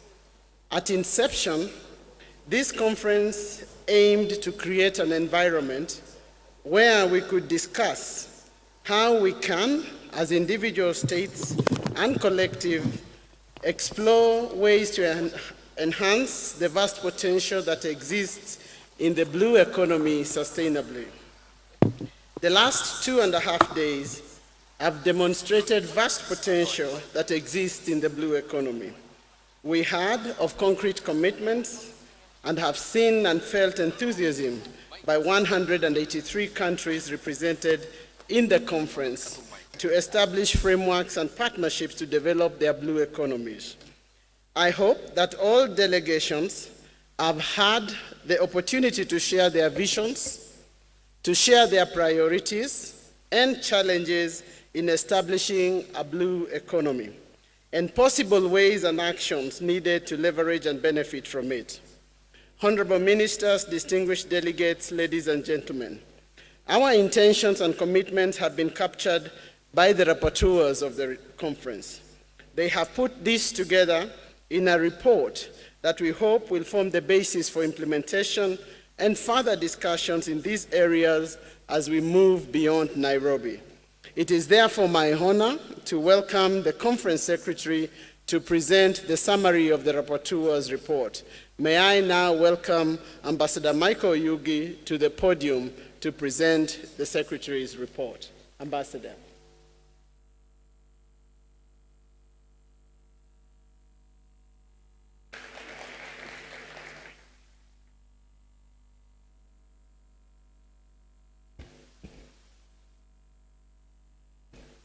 Chairperson of the session, Ambassador Dr. Monica Juma, Cabinet Secretary for Foreign Affairs of the Republic of Kenya, Honorable Ministers, Heads of Delegation, Excellencies, Ambassador, ladies and gentlemen, I have the honor to present to you a summary report of the Sustainable Blue Economy Conference. The Sustainable Blue Economy Conference was held in Nairobi from 26th to 28th November 2018 at the Kenyatta International Convention Center in Nairobi. The theme of the conference was the Blue Economy and the 2030 Agenda for Sustainable Development. The conference was predicated on production, accelerated economic growth, jobs, and poverty alleviation and sustainability, climate change, and controlling pollution. More than 16,320 participants from 184 countries attended the conference, including 7 heads of state and government, 84 ministers, several heads of international organizations, mayors, governors, business and private sector representatives, community leaders, civil society, women and youth organizations. Over the last 3 days, delegates have engaged very productively in the 8 components of the conference, namely the Leaders' Commitment segment, the Leaders' Circle, signature thematic sessions, side events, business and private sector forum, governors and mayors convention, science and research symposium, and civil society forum. There were consistent messages throughout the conference. Participants acknowledged the critical role that oceans, seas, lakes, and rivers play in the success of the UN Agenda 2030 and the SDGs. At the same time, they expressed concern on the negative impact of human activities on the viability of these resources and the survival of the life that they support. 218 speakers delivered statements during the Leaders' Commitment segment. The leaders in this case emphasized, amongst others, the need for global collaboration to harness the opportunities and tackle the challenges affecting the blue economy resources. They also emphasized the need to create an enabling environment for investment, to fight illegal activities in the maritime domain, and to involve all, including women and youth, in the development of a sustainable blue economy. The need to address challenges such as climate change, pollution, and waste management, and destruction of marine ecosystems featured prominently. There were 9 signature thematic sessions with 70 speakers, which ran concurrently during the entire conference. These took place in 15 sessions and addressed themselves to all the thematic areas. This included smart shipping, ports, transportation and global connectivity, employment, job creation and poverty eradication, cities, tourism, resilient coasts and infrastructure, sustainable energy, mineral resources, and innovative industries, managing and sustaining marine life, conservation and sustainable economic activities, ending hunger, food securities, climate action, agriculture, waste management, maritime security, safety and regulatory enforcement, and a session on people, culture, communities, and societies. Apart from this, the conference also had various forums. There was the Business and Private Sector Forum, which encouraged governments and the private sector to open up opportunities for small-scale entrepreneurs in the blue economy sector to access funding for growing their enterprises. There were also exhibitions where capabilities in the blue sector were on display. We had 65 international exhibitors and 66 national exhibitors. Suffice to say that the uptake for the exhibition spaces was 100%. And I'm sure many delegations would attest to that. The Governors and Mayors Convention emphasized the need to enhance collaboration between and among cities for mutual benefits. This convention also launched the Mayors and Governors Sustainable Blue Economy Convention, known as the SBEC 1000. This will address financing opportunities for blue cities, amongst others. The Science and Research Symposium called for investment in science, research, and development for blue economy data. The Civil Society Forum was attended by about 500 participants, during which the civil society committed to support and partner with governments. A total of 64 side events were organized by governments, private sector, and civil society. 54 of the side events were held at the Kenyatta International Convention Center itself, and 6 in hotels in the vicinity, and 4 were held at the University of Nairobi. These side events included those that dealt with the inclusion of youth, women, and diaspora in blue economy. During the conference, several commitments were made in diverse areas. There were a total of about 62 concrete commitments that were made, but the count is not over. We are still going through the final reports, but we have some 62 concrete commitments made during various sessions and forums of the conference. These were in the following fields.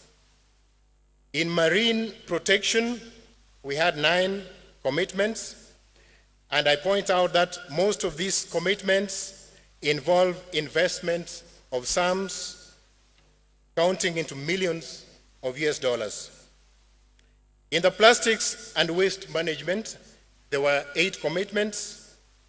In the maritime safety and security, 5 commitments. In fisheries development, 4 commitments. In financing, 9 commitments. In infrastructure, 4. In biodiversity and climate change, 3. In technical assistance and capacity building, 12. Private sector support, 2. And in partnerships, there were 6. But this is not all. In the final report, we are going to show many more which we are still analyzing and taking count of. So this is, honorable ministers, distinguished guests, ladies and gentlemen, this is but a summary of the proceedings at the various sessions, forums, and events of the Sustainable Blue Economy Conference. The full report will be completed and uploaded on the Blue Economy website in the coming days. I thank you very much for your kind attention.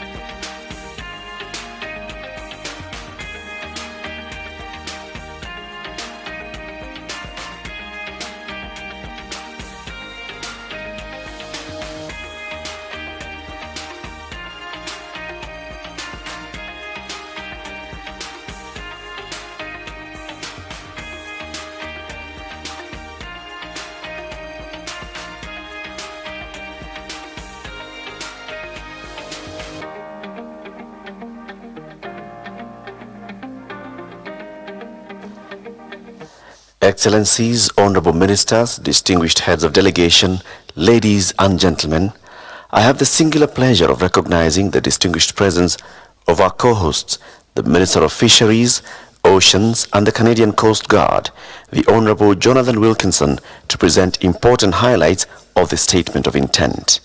Karibu, Bwana Minister.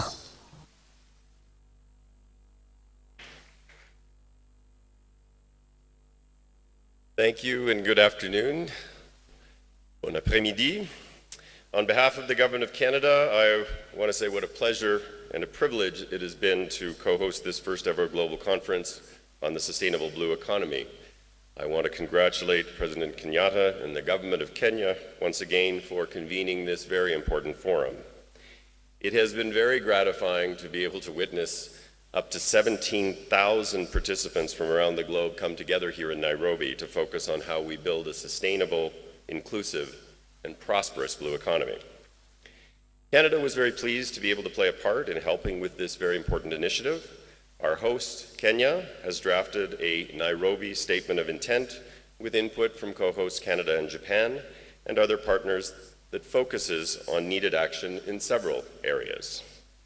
Promoting action-oriented global strategies that places people and the blue economy resources at the center of sustainable development as a contribution to the realization of the UN 2030 Agenda for Sustainable Development and the SDGs. Promoting collaboration for sustainable partnerships and projects in the various sectors of the blue economy for economic growth, poverty alleviation, and conservation of the resources for the present and for future generations. Promoting mobilization of finance from public and private sources, access to technologies and innovations, as well as capacity building amongst local, national, and international stakeholders for the full realization of the potential of the blue economy. Promoting the role of women in the blue economy and identifying the barriers and opportunities to further empower women and encourage their roles and positions of leadership. Recognizing that gender equality and the empowerment of women will build a more peaceful, inclusive, and prosperous world.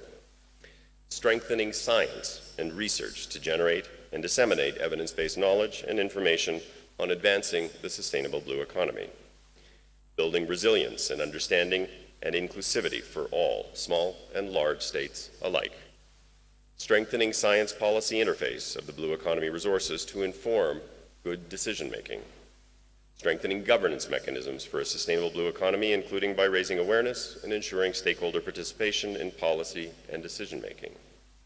And finally, sharing innovations, technologies, and best practices and experiences within and across regions. As the statement itself makes very clear, achieving tangible results will require ambition, technology and innovation, financial resources, and effective governance. I am very excited by the partnerships that have begun to emerge at this conference amongst businesses, financial institutions, indigenous peoples, community leaders, scientists, governments, and many others across the 150 countries that were here. I'm also impressed to see how various technological innovations can help countries to accelerate transition towards blue economy. And all others present, building on our renewed partnerships in Africa and around the world to facilitate and to take action that flows from discussions at this conference.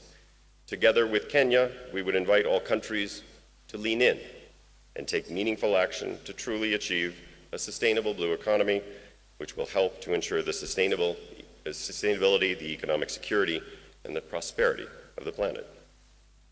The Nairobi Statement of Intent is exactly that, a statement of intent to take action, bold action. There are 3 specific pillars highlighted in the statement on which Canada will commit to taking specific action in the near term. Firstly, promoting collaboration for sustainable partnerships and projects. Specifically, as you will hear from the UN Special Envoy for Oceans, global partnerships are essential to ensure real outcomes. This morning, we announced that Canada will be committing $1 million to support the work of the Special Envoy with a particular focus on illegal, unregulated fishing. To make progress on IUU generally, we are encouraging nations to adopt the Port State Measures Agreement as a meaningful call to action. My understanding is that following this conference, the UN envoy will be taking on to push forward on significantly broadening the base of countries that have endorsed this important initiative as one concrete action flowing from this conference. With respect to Canada, we will focus on building stronger public-private partnerships to address IUU fishing. Presently, we are investing $10 million to support the development and deployment of satellite-based technologies that can remotely identify and track suspected IUU vehicles. We are also committed to working with other countries to share regional fisheries intelligence, and we are committing up to $1.6 million for Western and Central Pacific countries to share information and develop new tools and best practices to eliminate IUU fishing in their waters. We are also very much committed to supporting capacity building, including skills and technology transfers, and I have had a number of conversations during the course of this conference with countries about how we can begin to actualize such capacity building through exchanges of information and staff over the next 12 months. Canada is also pleased to announce that it has just joined the International Alliance to Combat Ocean Acidification, contributing to the global fight for clean air and clean water. It's by working together that we can address the challenges that we face. The Alliance does just that. Ocean acidification and changing ocean conditions is a critical threat to our coastal communities, our blue economy, and our ocean ecosystems. We would encourage all other countries present at the conference to consider joining this initiative as a concrete action flowing from your participation here. Secondly, strengthening science and research to generate evidence-based knowledge and information on advancing the sustainable blue economy. Specifically, yesterday, Canada announced $9.5 million to the promotion of the Decade of Ocean Science, which will enhance scientific capacity and help build cooperation amongst stakeholders in marine affairs, in particular in ocean research and observation. More broadly, Canada is making a commitment today to lead on the development of the concept of a knowledge hub, to create a platform for sharing data, best practices in sustainable fisheries management. This is an initiative that has been developed during these meetings here, as we heard from many participants regarding the importance of information sharing and the sharing of best practices. In this endeavor, we would welcome the participation of other like-minded countries to assist with the development of such a tool. If this is of interest to you, please let us know. And thirdly, promoting an action-oriented strategy that is focused on pushing to complete key actions or processes that are already underway, with a particular focus on initiatives that place people and the blue economy resources at the center of sustainable development and that represent a contribution to the realization of the UN 2030 Agenda for Sustainable Development and the SDGs. Canada will continue to work with the Commonwealth Blue Charter process as a critical enabler for work that is being done in this space. Canada has the longest coastline in the world, and as part of our commitment to SDG 14, we have conserved and protected almost 8% of our ocean and are well on our way to our HE target of 10%. We commit to achieve that target, and we call on other states to make similar commitments. In this regard, to help strengthen protection measures in our ocean, we are developing and will be circulating a document outlining standards that help to define how we think about how to effectively manage human activity within marine protected spaces. We are keen to continue international discussions on this important topic. We are at a pivotal moment in the Earth's history. The vulnerability of our oceans and the resources within them has mobilized unprecedented attention from around the world. With that attention comes the expectation for action to close the gap between what we have been talking about and what we are actually achieving. Canada stands ready to work in partnership with all of you in tackling the challenges that lie before us. Let us use the work done at this conference as a catalyst to invigorate global efforts to make significant, sustained, and near-term progress in addressing key challenges and seizing key opportunities. I firmly believe that by working together, we can and will take the decisive action required to create a truly blue economy. Thank you very much.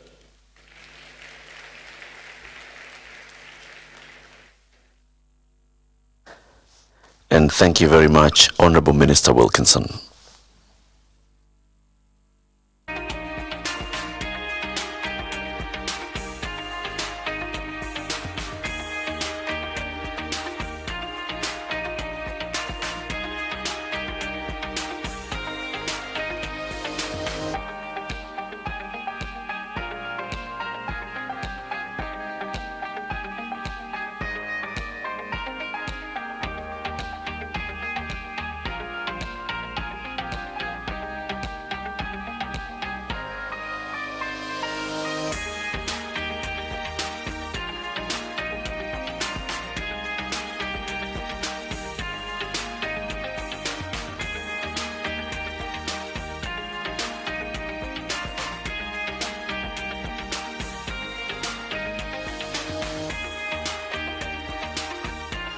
Excellencies, Honorable Ministers, distinguished heads of delegation, ladies and gentlemen, it is now my pleasure to invite the Cabinet Secretary for Foreign Affairs of the Republic of Kenya, Ambassador Monica Juma, the Minister of Fisheries, Oceans and the Canadian Coast Guard, the Honorable Jonathan Wilkinson, and Ambassador Peter Thompson, the UN Special Envoy for Oceans, who will moderate a discussion on the readouts and enablers of blue economy. Karibuni, ladies and gentlemen.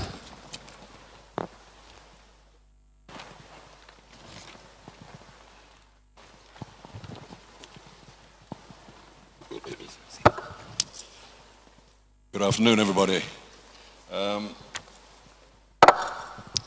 Minister Juma, Monica, if I may, since we're in a conversation here, and Minister Wilkinson, Jonathan. So we're going to have a little talk here before the President arrives about what this conference has meant to us. And I'm sure it'll cause you to reflect yourselves on what the conference has meant for you.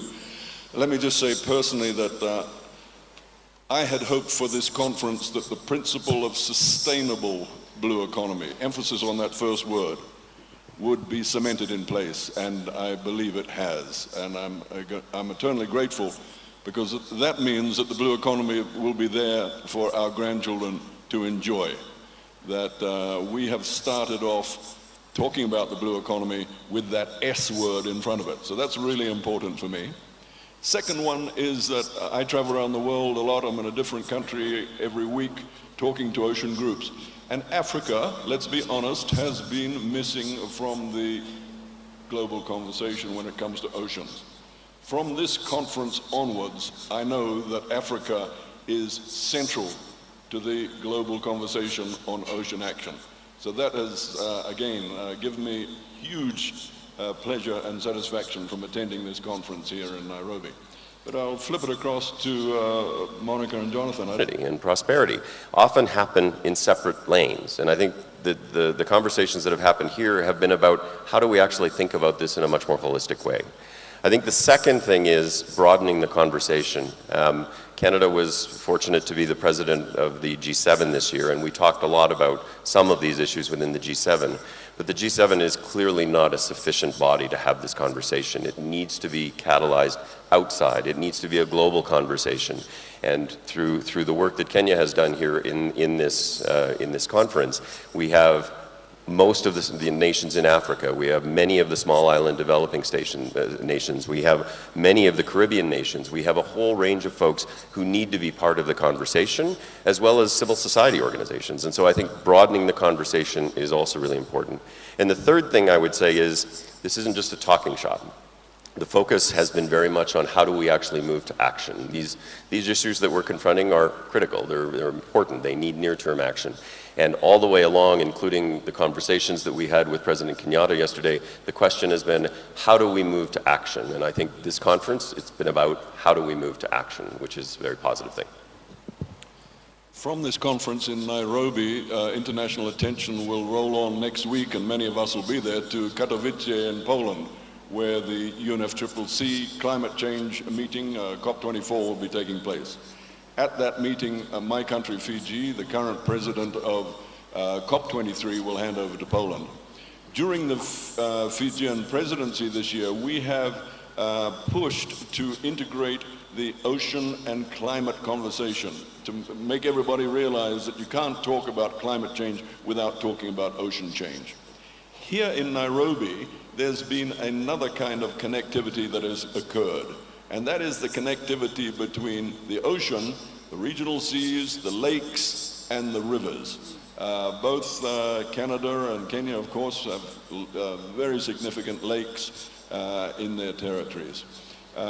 We in the ocean community have been reaching out to the freshwater community and wondering how we can do that better, because the source to sea concept is the answer to much of the ocean's problems, especially in relation to coastal ecosystems, when you think about the pollution that comes down rivers. So, Monica, if I could first of all say to you, in Kenya's case, what does that mean for Kenya and really for the continent as a whole, that connectivity between land activities and the ocean's health? Thank you, Peter, for that question. I think fundamentally it means that we have to think in a holistic and comprehensive manner. We have been told that what happens on land affects the oceans and vice versa. And that it doesn't matter how well we deal with the oceans if we don't deal with the land. It doesn't matter how well we deal with the fresh waters if we don't deal with the seas. So the whole notion about an integrated, sustainable planning for this is crucial. Secondly, it also means that a small country like Kenya can convene. I think that is one of the biggest lessons. Convene not just Africa, convene not just the South, but convene globally. I think this is the meaning of this meeting. And out of Nairobi, we sense a huge global consensus that has been building around the blue assets in their totality. I think this is the meaning for us. And this is important because when we have seen even a global issue that has been driven from one part of the world, it has been very difficult to sustain in a meaningful way. So we hope Nairobi begins to build the block for a global consensus for action to save humanity in the future. I mean, certainly there's huge connectivity between many of these issues, and you talked a little bit about the connectivity between climate change and oceans, which obviously is incredibly tight. You see ecosystem change in the oceans driven by climate change probably more quickly than you see terrestrial climate change impacts. We certainly are seeing that in Canada with just the movement of different fisheries species, and you know, seeing, for example, killer whales show up in the Arctic that never would have happened before. So it is a harbinger, and it helps us to actually, I think, make clearer for people that climate change is happening now. This is not a 30 years in the future. It is happening now, and the implications are going to become more and more clear and more severe if we don't actually address the issue. With respect to lakes and rivers, you know, again, there is a lot of connectivity between the issues that we're addressing in the oceans and those associated with rivers and lakes. And I think, for example, about issues around ocean plastics. I mean, the vast majority of plastics in the ocean started off either in rivers or on a terrestrial level and end up in the oceans and cause us the problems that we have. Certainly, for us in Canada, there's a huge link on the fisheries management side because many of the species of fish, especially fish, iconic fish like salmon, run up the rivers, live in the rivers, run back out into the ocean. And so the management of fisheries in the oceans and the management of fisheries on the rivers has a direct impact in terms of the health of our overall fishery. So they're definitely connected. We need to be having those conversations. You've touched on plastics there. Let's talk about that a little bit more because I think that's probably been the banner on which we've all marched around the world in this great ocean action campaign that's going on around the world. I think the publics and the governments have reacted more to that plastic pollution problem the ocean has than probably anything else. It's probably because it's such a visual thing and the public can actually understand it and they can understand that it comes from their actions. I think the consensus would be that there is no silver bullet when it comes to solving this problem, but it is one that we have to solve. It's particularly rewarding to be here in Kenya, in a country that has banned single-use plastic bags, and that's increasingly been done, and other measures like that around the world. But would you like to just say a little bit more about what you think about getting over this problem? I know there is no silver bullet when it comes to plastic pollution, but what are your views on how we should get over it? Well, plastics are a risk to human and animal life, to fish, and they have a way of coming back to us in terms of impacting on our health. I think the way to deal with this, the action to take, are what might seem like simple actions, but that have profound impact. The banning of the single-use plastic bags in Kenya over a year and a bit has had profound impact on our environment, on our animal lives. It was not unusual to slaughter an animal in the butchery and find plastics in their stomachs. You know, it was not unusual, or even they die out of that. So, and yet that one single act has had such a profound impact on environmental cleanliness. So I think it is simple actions, very bold in the beginning. We had numerous cases against the government. We stood it out. But the sum total is that even the populations begin to appreciate the value of those government actions. So I think leadership is important, government leadership is important, and sooner or later, the population comes behind you. So it is a campaign that must include everybody, government and the people, so that we can all work on this together. There is no small measure. Every measure that is positive has a domino effect that is valuable to the environment and to the blue economy? Yeah, I mean, the issue of plastics is one that's actually important from a fisheries and a marine life management perspective. There is so many marine mammals and fish that are killed by ocean plastics, often ghost gear being the biggest problem there. But it's also that plastics break down over time into microplastics and end up in the food chain, which will have long-term implications for humans as well as for the rest of marine life.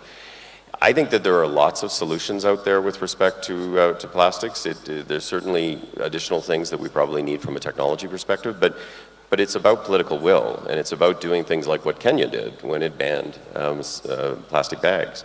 It's about countries walking the walk, in terms of doing things domestically, if they're going to speak on these issues internationally. And Canada recognizes and has led part of the conversation in the G7 around plastics, but we recognize that we have to actually put in place measures to address this domestically. So we are in the process of putting together a domestic strategy to reduce the amount of plastics that we use, to recycle much more of the plastics that we use. There are many things that can be done there, including working with people who produce the plastics to make them in ways that make them easier to recycle, to use less of them in the context of packaging of the products that they do.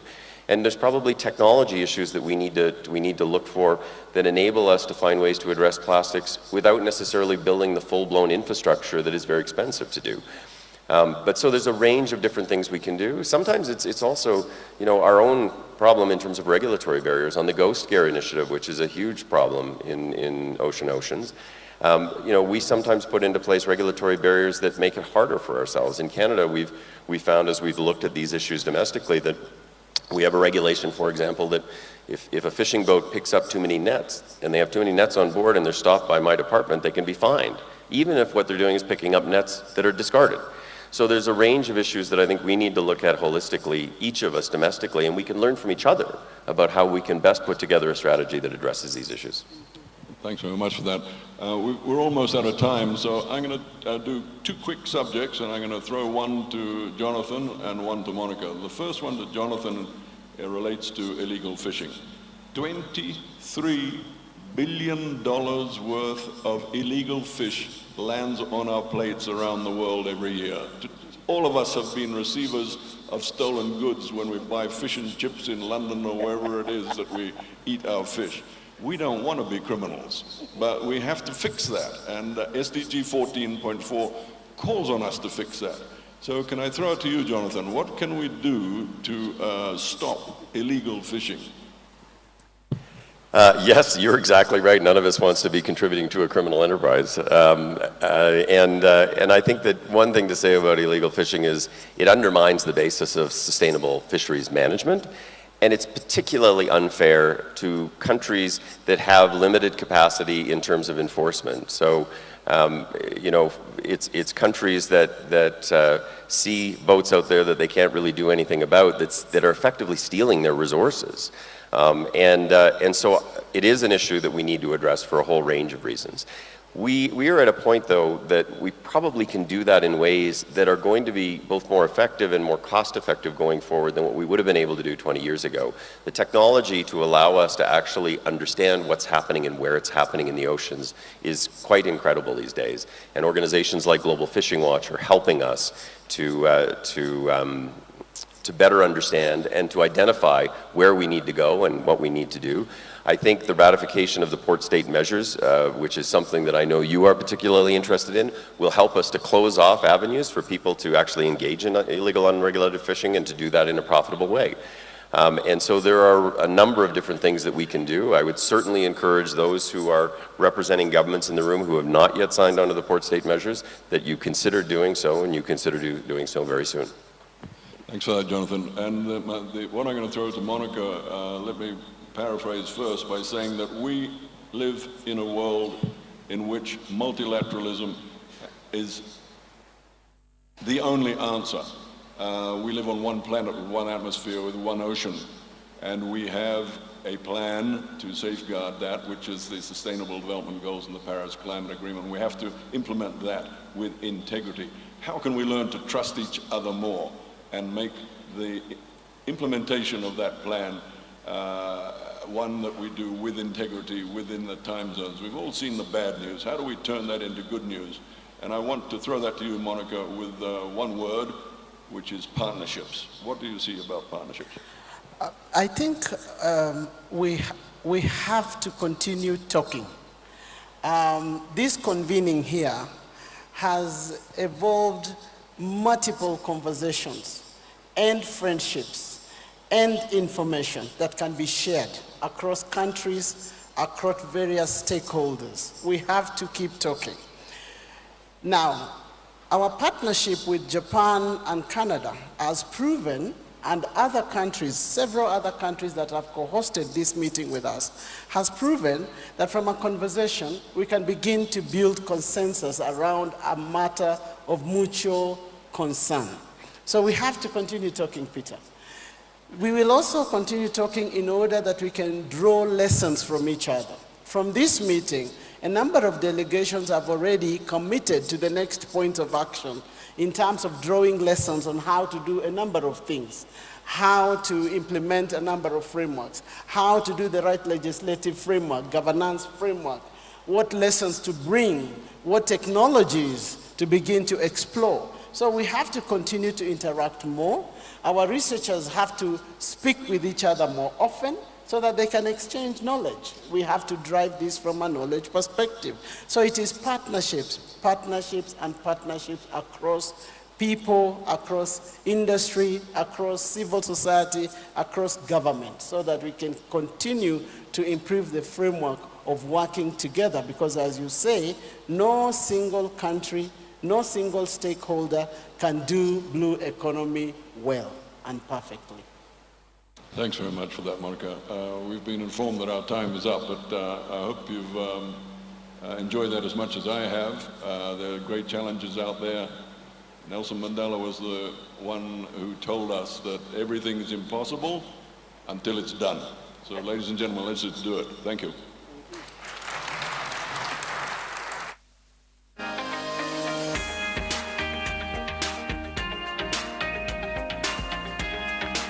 Thank you very much, Cabinet Secretary for Foreign Affairs of the Republic of Kenya, Ambassador Monica Juma, the Minister of Fisheries, Oceans and the Canadian Coast Guard, the Honorable Jonathan Wilkinson, together with Ambassador Peter Thompson, the UN Special Envoy for Oceans.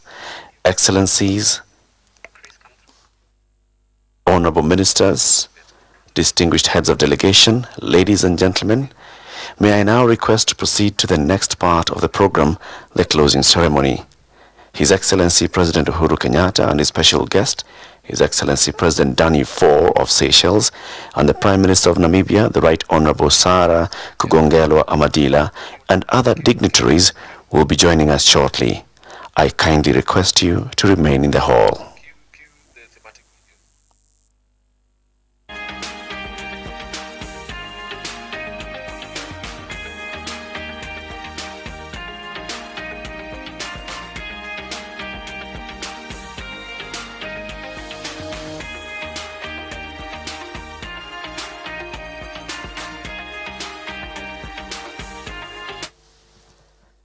Excellencies, ladies and gentlemen, as we wait for the arrival of the dignitaries, we now introduce thematic videos highlighting the themes of the Sustainable Blue Economy Conference.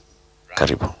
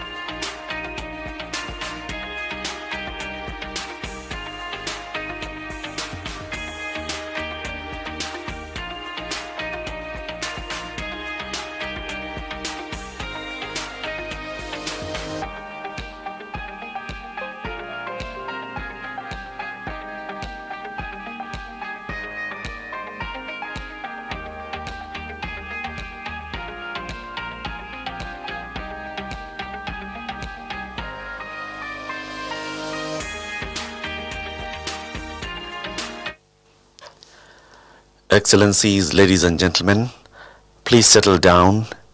Our dignitaries will be arriving shortly. Please settle down. Our dignitaries will be arriving shortly. May I take this opportunity to recognize the contribution of sponsors who helped to make this conference a success. These include the United Nations Economic Commission for Africa, the Capital Markets Authority of Kenya, Brand Kenya, the University of Nairobi, the International Organization for Migration, the Kenya National Research Fund, among others. As we wait for the dignitaries to arrive, I kindly remind you, please settle down.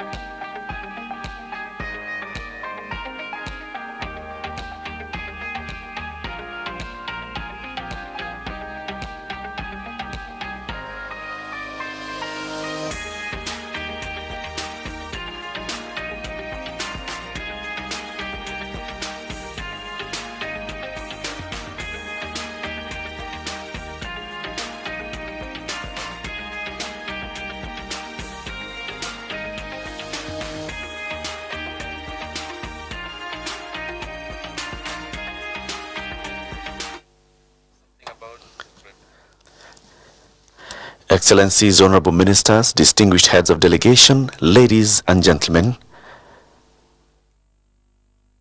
may we welcome into the hall the Prime Minister of Namibia, the Right Honorable Sarah Kugongelwa Amadila. Welcome into the hall the Prime Minister of Namibia, the Right Honorable Sarah Kugongelwa Amadila. Welcome.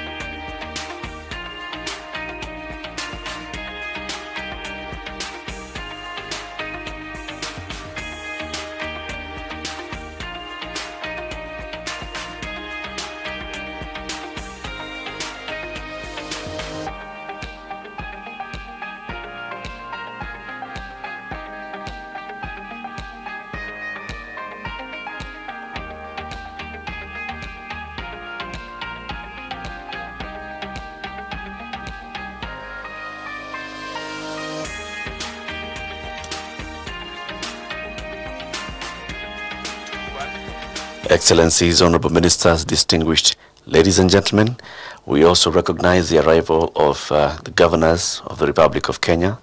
Among them, the Governor of the County of Mombasa, His Excellency Ali Hassan Joho. Welcome.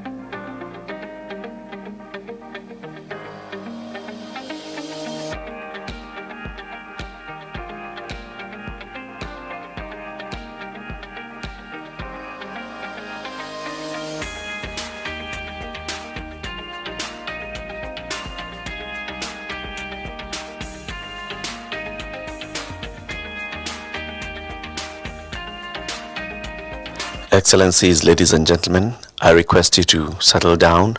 Our dignitaries are about to arrive. I request you to please take your seats. Our dignitaries are about to arrive.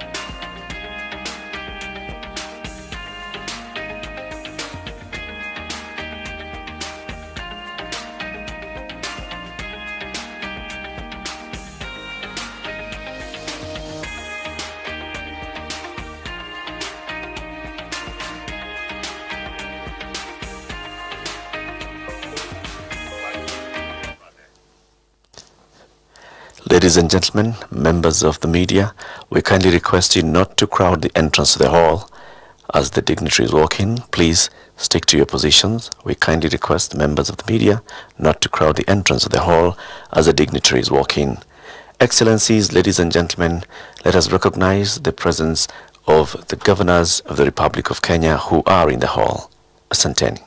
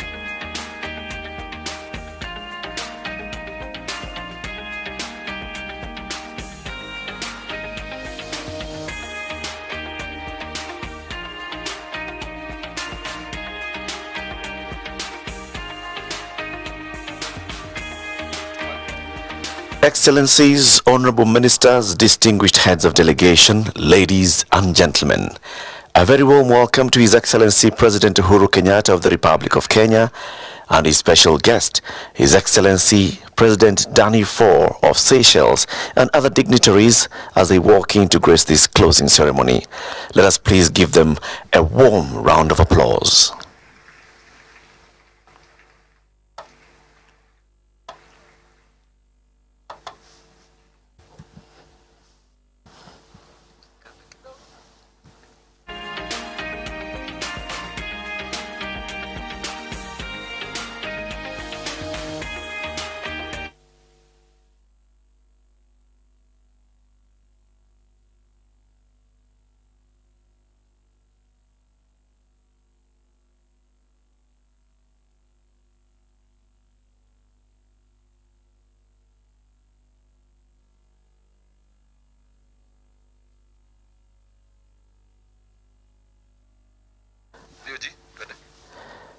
Excellencies, ladies and gentlemen, let us also welcome into the hall the Deputy President of the Republic of Kenya, Honorable William Ruto.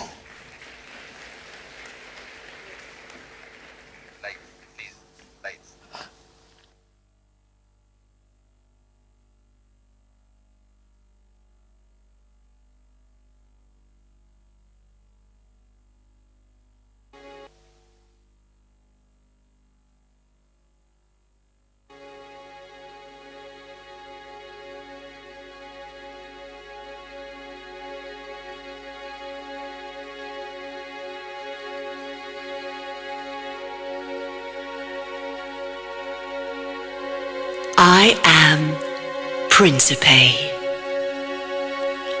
I'm 31 million years old, and I'm nature at its purest.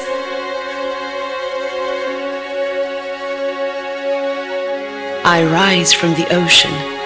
My forests reach for the sky. My trees connect heaven to earth. And from my soil, everything grows and everything changes. Every day. Flowers, fruits, smells, colors, emotions. I live in a fragile but lasting balance. Harmony between man and nature. That's who I am. Listen.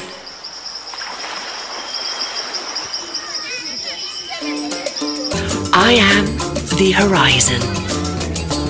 I'm life, and I'm discovery.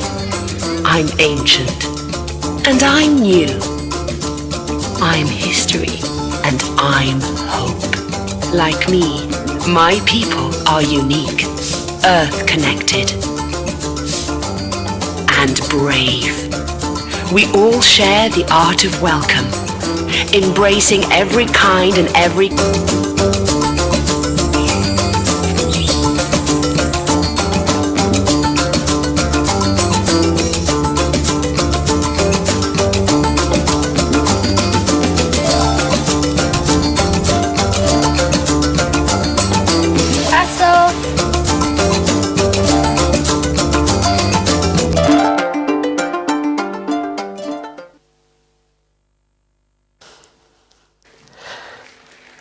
And that video produced by the Autonomous Region of Principe in Sao Tome and Principe highlights this Sustainable Blue Economy Conference.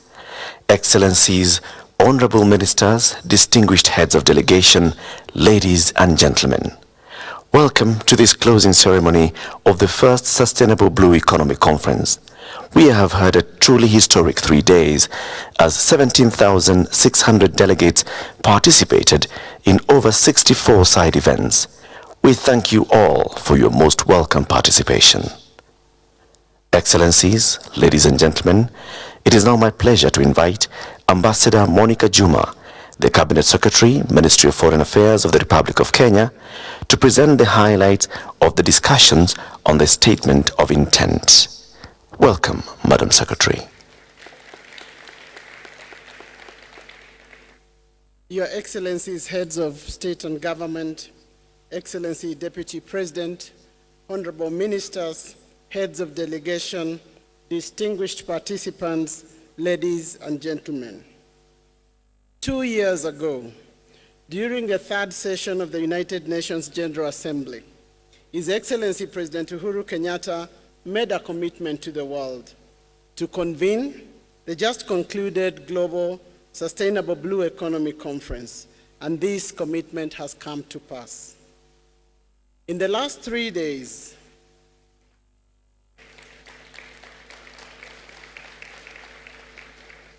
the world has converged in Nairobi. More than 17,000 of us have all been part of a stimulating and informative engagement on the global sustainable blue economy.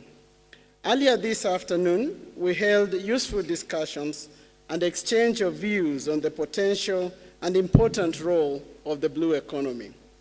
At the Leaders' Circle, we reiterated some of the key issues contained in the Nairobi Statement of Intent on advancing global sustainable blue economy.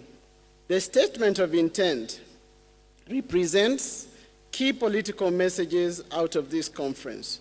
We can only hope that it will serve as a basis and reference point not only for the work of this conference, but also for future engagements, discourse, and activities related to the blue economy. During the Leaders' Circle, my colleague, Honorable Jonathan Wilkinson, the Minister of Fisheries, Oceans, and the Canadian Coast Guard, highlighted the following points as contained in the Statement of Intent, focusing on needed action in 8 key areas. 1, the need to promote action-oriented global strategies that place people and the blue economy resources at the center of sustainable development as a contribution to the realization of the United Nations 2030 Agenda for Sustainable Development and the SDGs. Second, the need to promote collaboration for sustainable partnerships and projects in the various sectors of the blue economy for economic growth, poverty alleviation, and conservation of the resources of the present and future generations. 3, the need to mobilize resources such as finance from public and private sources, access to technologies and innovations, as well as capacity building among local, national, and international stakeholders for the full realization of the potential of the blue economy.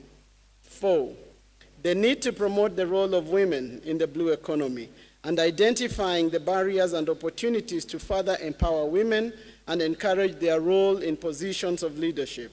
This intent stems from recognizing that gender equality and the empowerment of women will build a more peaceful, more inclusive, and more prosperous world.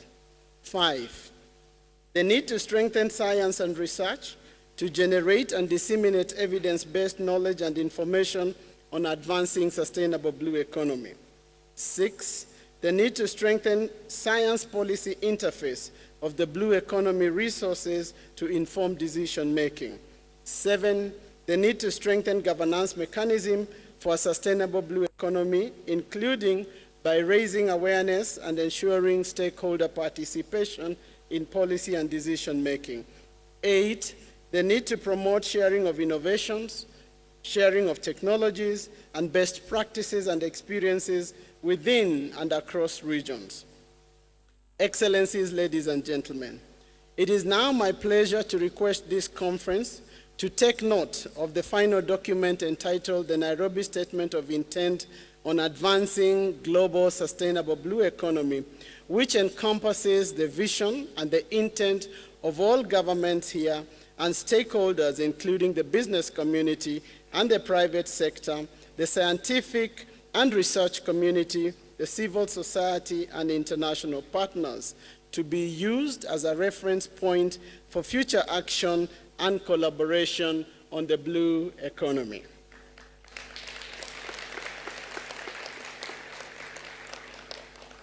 Excellencies, ladies and gentlemen, I now wish to thank you all for your active participation In fact, the complaint we had was about how people could not get to various places they wanted to be at the same time. The Ministry of Foreign Affairs is very proud to have chaired and executed the preparations of the Global Sustainable Blue Economy Conference, and we are sincerely grateful to our local and international partners for their material support and collaboration. May I now invite my colleague, Honorable Jonathan Wilkinson, Minister of Fisheries, Oceans and the Canadian Coast Guard, to give a vote of thanks. I thank you.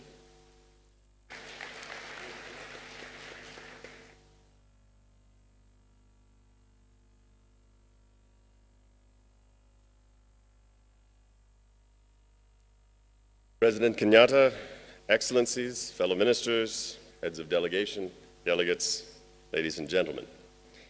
It has been very gratifying to witness over 17,000 participants from around the globe come together in Nairobi to focus on how we build a sustainable, inclusive, and prosperous blue economy. As you've heard earlier from me and you've just heard from Minister Juma, the Nairobi Statement of Intent is exactly that. A statement of intent to take action, bold action. Le Canada s'est engagé à travailler en coopération. Canada is therefore ready to work with this partnership, renewing and strengthening Africa in order to facilitate this work and take measures that are concrete. Kenya and all other countries present, building on renewed and strengthened partnerships in Africa and around the world to take action. At this conference, we discussed the need to generate concrete results. Several actions have already been highlighted in the Nairobi Statement of Intent and by Minister Juma. Part of taking action is for us to collectively follow through on processes and commitments already made, including the HE commitments that many of us have made to establishing protected areas, including the Commonwealth Blue Charter process that is actively underway. Part of taking action is joining with initiatives that are focused on specific issues of importance that are already ongoing, such as the International Alliance on Ocean Acidification and the Global Ghost Gear Initiative. And I would encourage all of you to consider joining those. Part of taking action is the extraordinary list of specific commitments that heads of state and heads of delegation made on the first day of this conference that our host Kenya has compiled. And from my perspective, a few other specific concepts and specific action items raised at this conference and generated by this conference that are worth highlighting would include fisheries management, and particularly the sharing of experiences and best practices, was a theme that emerged at this conference. As a concrete action flowing from this session, Canada is committed to leading the development of the concept that was generated here of a knowledge hub to create a platform for sharing of data, best practices, and sustainable fisheries management. We will be looking for like-minded countries who are willing to work with us on this initiative. Another key theme that was discussed at length was addressing illegal, unregulated fishing. The UN Special Envoy has indicated that his offices will, as an action flowing from this conference, undertake to push forward to significantly broaden the base of countries who have ratified or intend to ratify this important agreement. And again, I would issue a call to action to those who have not yet done so. And thirdly, the need for capacity building, including skills and technology transfer, have emerged as a key theme this week. In discussions with several countries that I have had this week, we have indicated that we are willing to assist with such issues through the exchanges of information and staff. I would call on other countries with long histories of fisheries management, maritime safety and enforcement, and oceans technology development to make similar offers going forward. It is only through working together and leveraging the strengths each of us brings to the table that we will see the progress that we desire. This has been a conference of action. Over the course of this conference, we have heard repeatedly that international collaboration is needed to address many of the challenges facing our oceans and for us to effectively seize on the opportunities that are before us. J'aimerais également remercier. I would also want to thank those among you who are already sensitizing people around you at home, and you have been able to be joining us during this very important conference. Those of you who are already taking action back home and came here to share what you are doing with us at the Sustainable Blue Economy Conference. On behalf of the Government of Canada, I would like to thank His Excellency President Kenyatta and Minister Juma and their government for the leadership they have shown in hosting this conference and for their commitment to the development of the sustainable blue economy. This conference has been an important platform for advancing conversations and actions relating to key blue economy challenges and opportunities. It has also contributed, I think, very significantly towards a shared understanding of the concept and building blocks of a sustainable blue economy. It is now up to all of us to ensure that we move forward from discussion to action, that will move us quickly forward in the development of an inclusive, prosperous, and sustainable blue economy. Canada has been honored to co-host and to have provided assistance to Kenya as it convened this important conference. I want to thank all of you for your attendance and your active participation in this conference. Merci. Asante. Thank you very much. Bye. Thank you very much, Minister Jonathan Wilkinson. The Honorable Wilkinson is the Minister of Fisheries, Oceans and the Canadian Coast Guard. Excellencies, Honorable Ministers, distinguished heads of delegation, ladies and gentlemen, it is now my pleasure to invite Ambassador Peter Thompson, UN Special Envoy for Oceans, to present on the significance of the Sustainable Blue Economy Conference Future Action on the UN 2030 Agenda. Welcome, Ambassador Peter Thompson. Mr. President, Your Excellencies, ladies and gentlemen, all courtesies observed.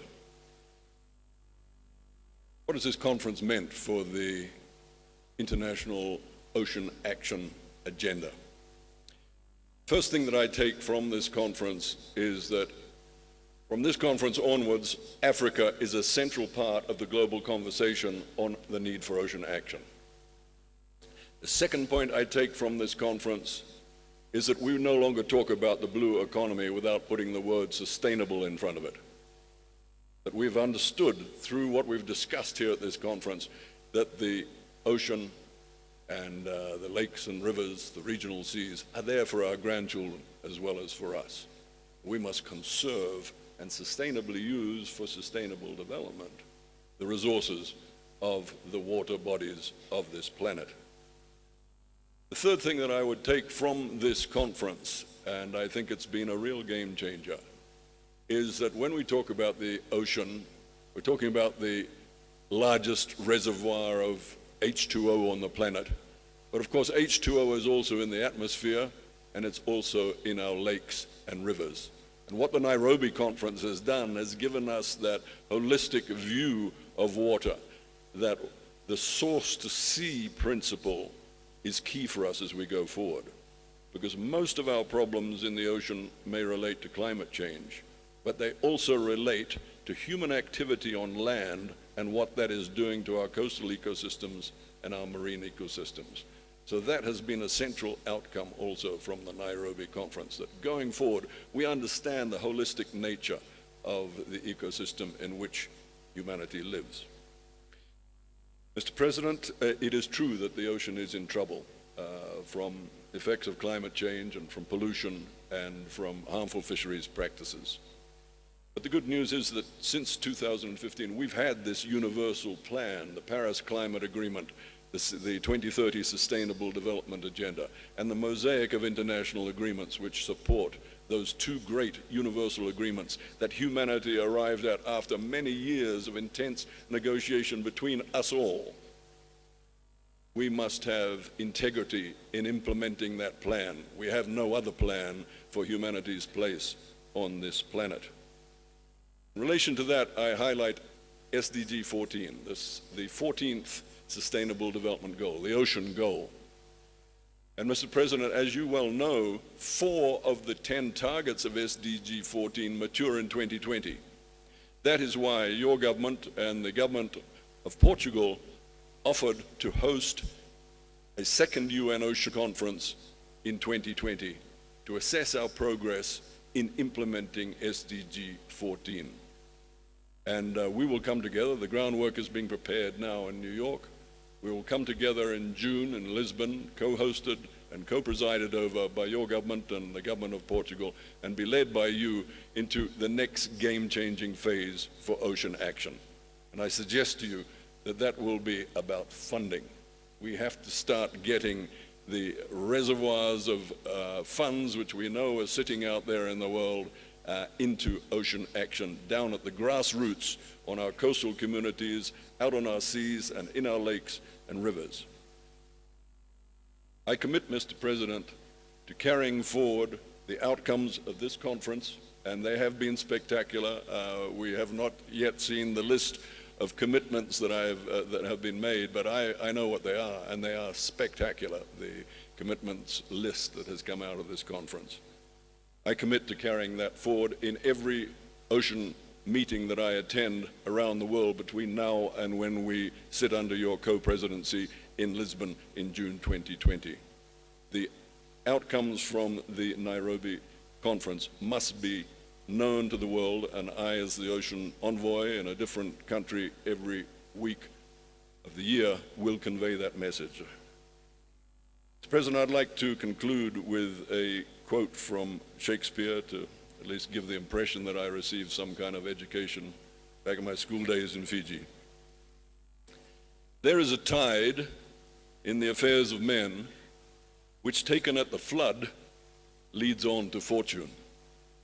Omitted, all the voyage of their life is bound in shallows and in miseries.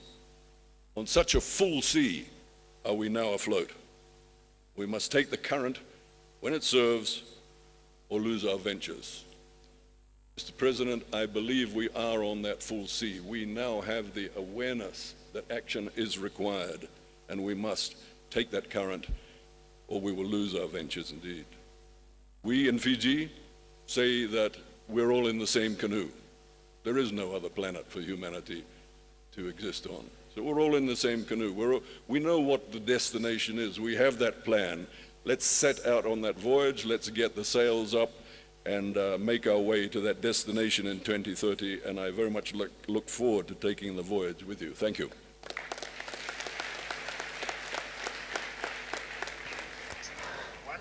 Thank you very much, Ambassador Thompson. Excellencies, ladies and gentlemen, to highlight the Blue Economy Conference, please allow us to show you a video that tells the story of Mombasa County in the Republic of Kenya. Enjoy.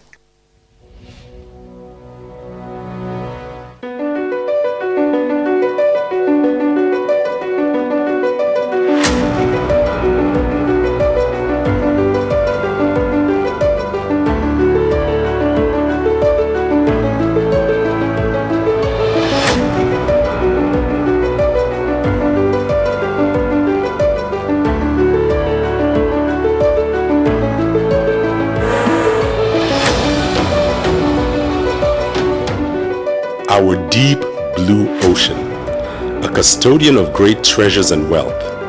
For centuries, it has been a great source of inspiration, a frontier for exploration, a platform of enjoyment, a basket of nourishment, and a medium of economic rejuvenation.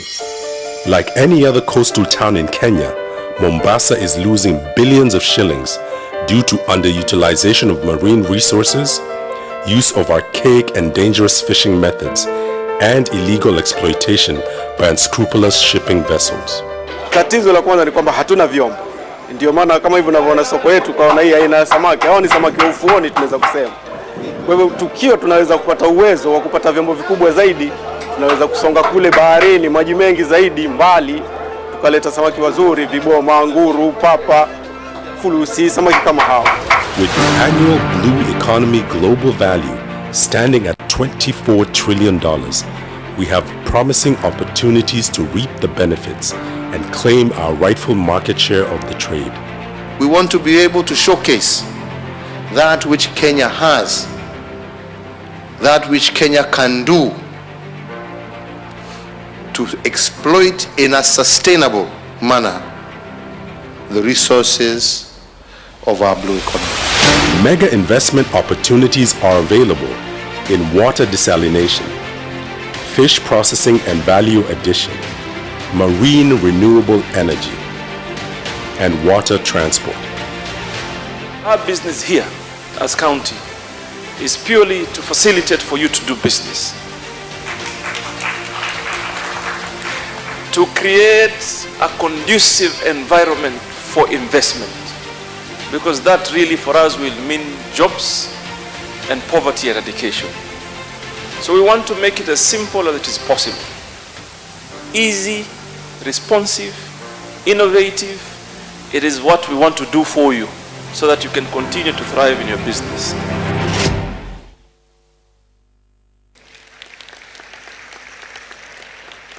Excellencies, ladies and gentlemen, may I once again appreciate all 17,600 participants from 183 countries who have attended this first Global Sustainable Blue Economic Conference in Nairobi, Kenya.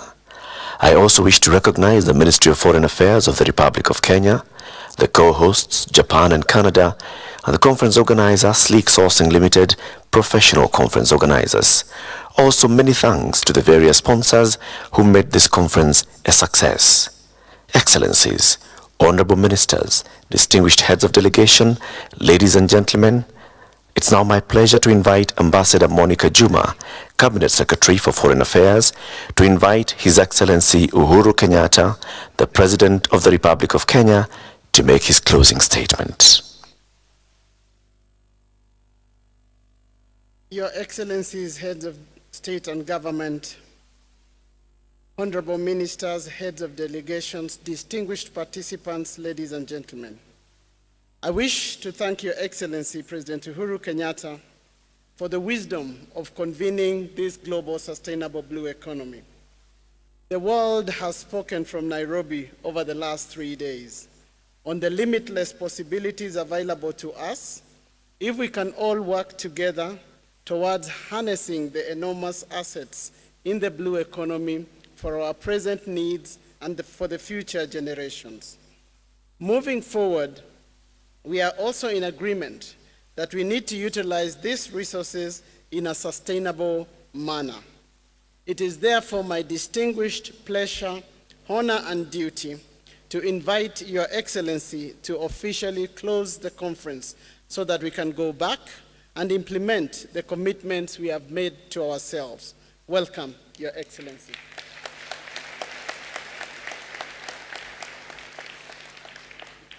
Thank you, Monica. Your Excellency and dear friend and brother, President Danny Ford, the Republic of Seychelles, Your Excellency, the Prime Minister of Namibia, our co-hosts, Canada, Japan, representative of the United Nations, and all the 14,000 delegates and participants who have joined us here in Nairobi, let me say that I am truly grateful.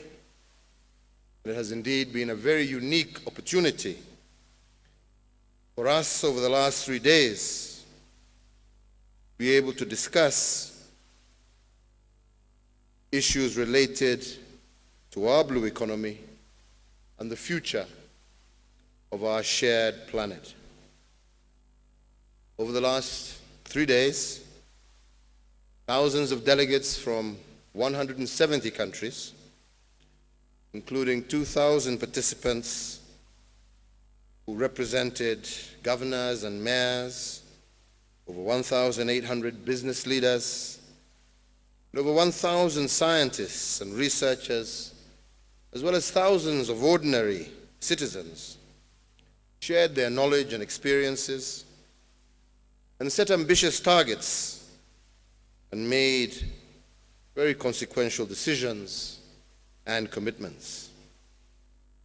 I believe history will remember this as a conference that generated the momentum to harness the enormous economic potential of our blue economy and at the same time sound the alarm bells of its unsustainable exploitation.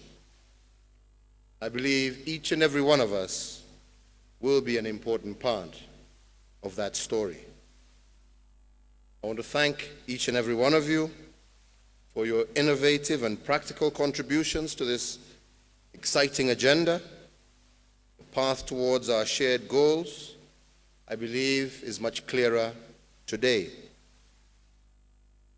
The truly global representation at this conference and its far-reaching and collectively beneficial outcomes have reaffirmed my belief and Kenya's belief in the transformative power of multilateralism.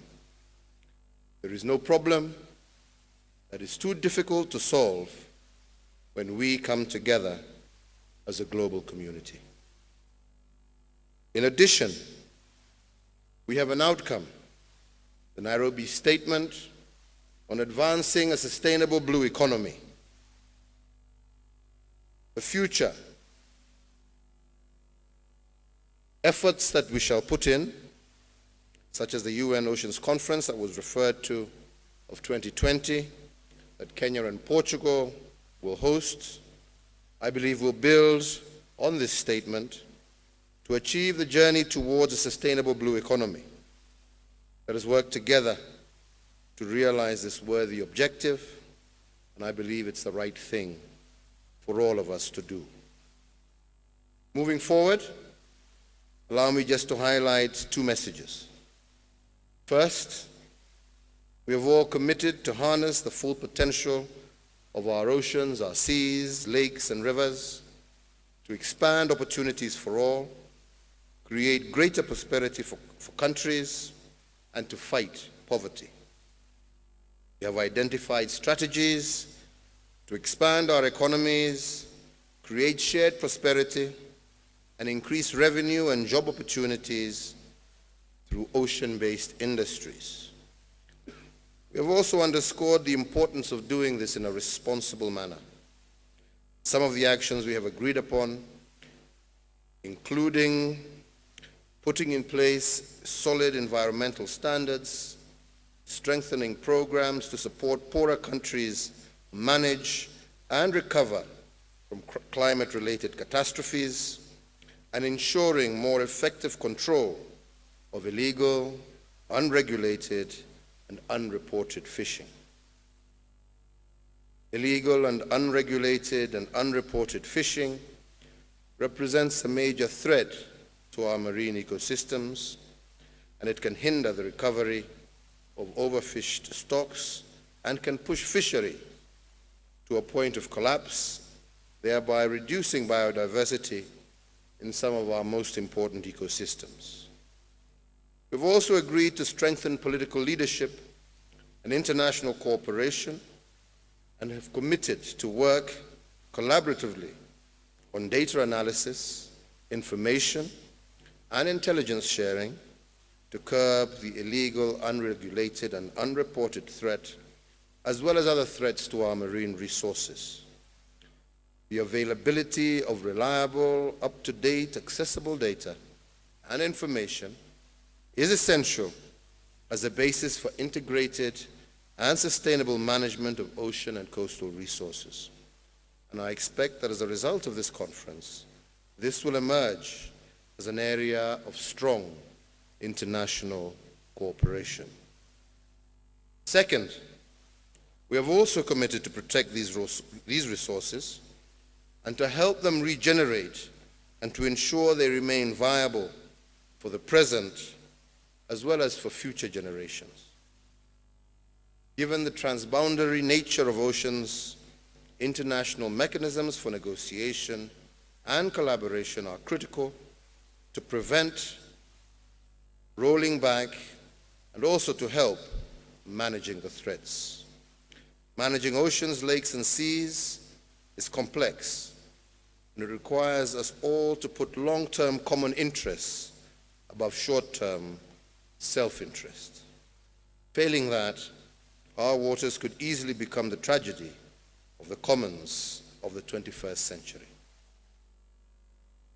The transboundary nature of the oceans and the fact that 2/3 of global waters lie beyond national jurisdiction requires us to put in place appropriate international mechanisms for negotiation and collaboration to ensure its sustainable management.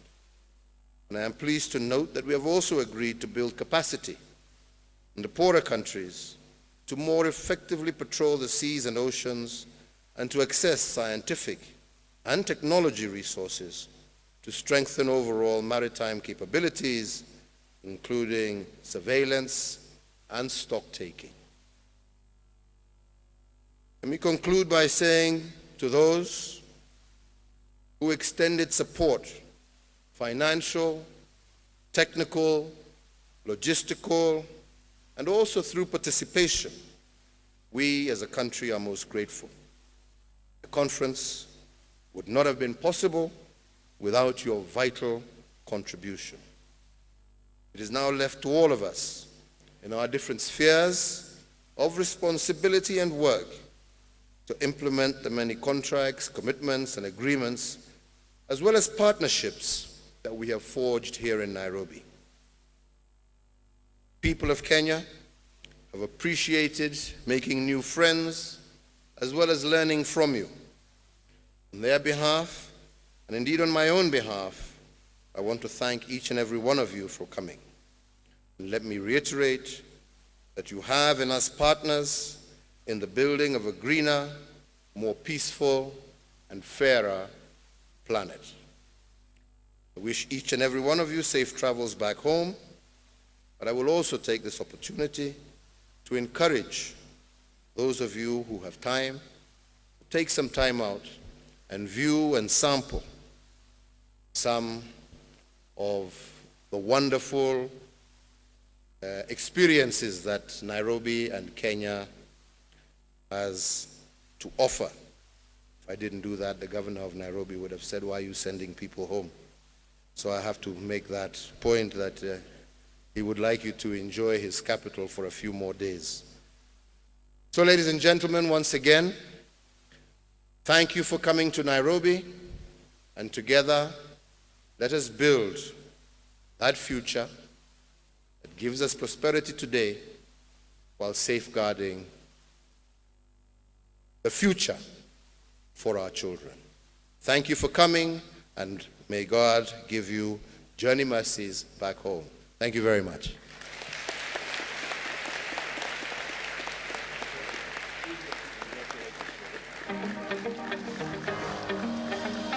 Thank you very much, Your Excellency President Uhuru Kenyatta, for that rousing call to action.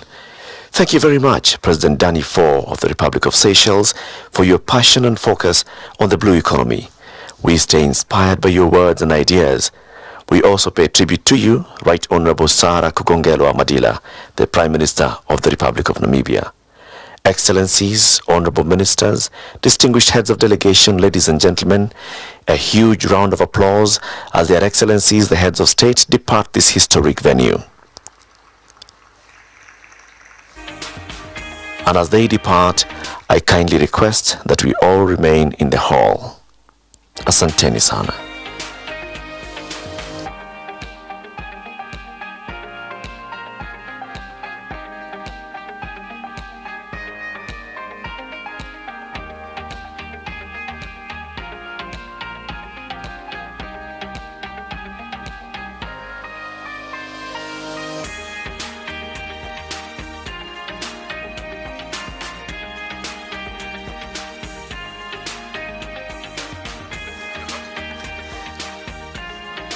Another round of applause, ladies and gentlemen, as the Excellencies, heads of state and government depart.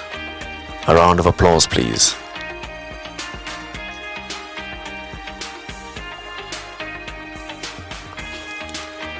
May I kindly request you to remain in the hall as the dignitaries depart. May I kindly request that you remain in the hall as the dignitaries depart.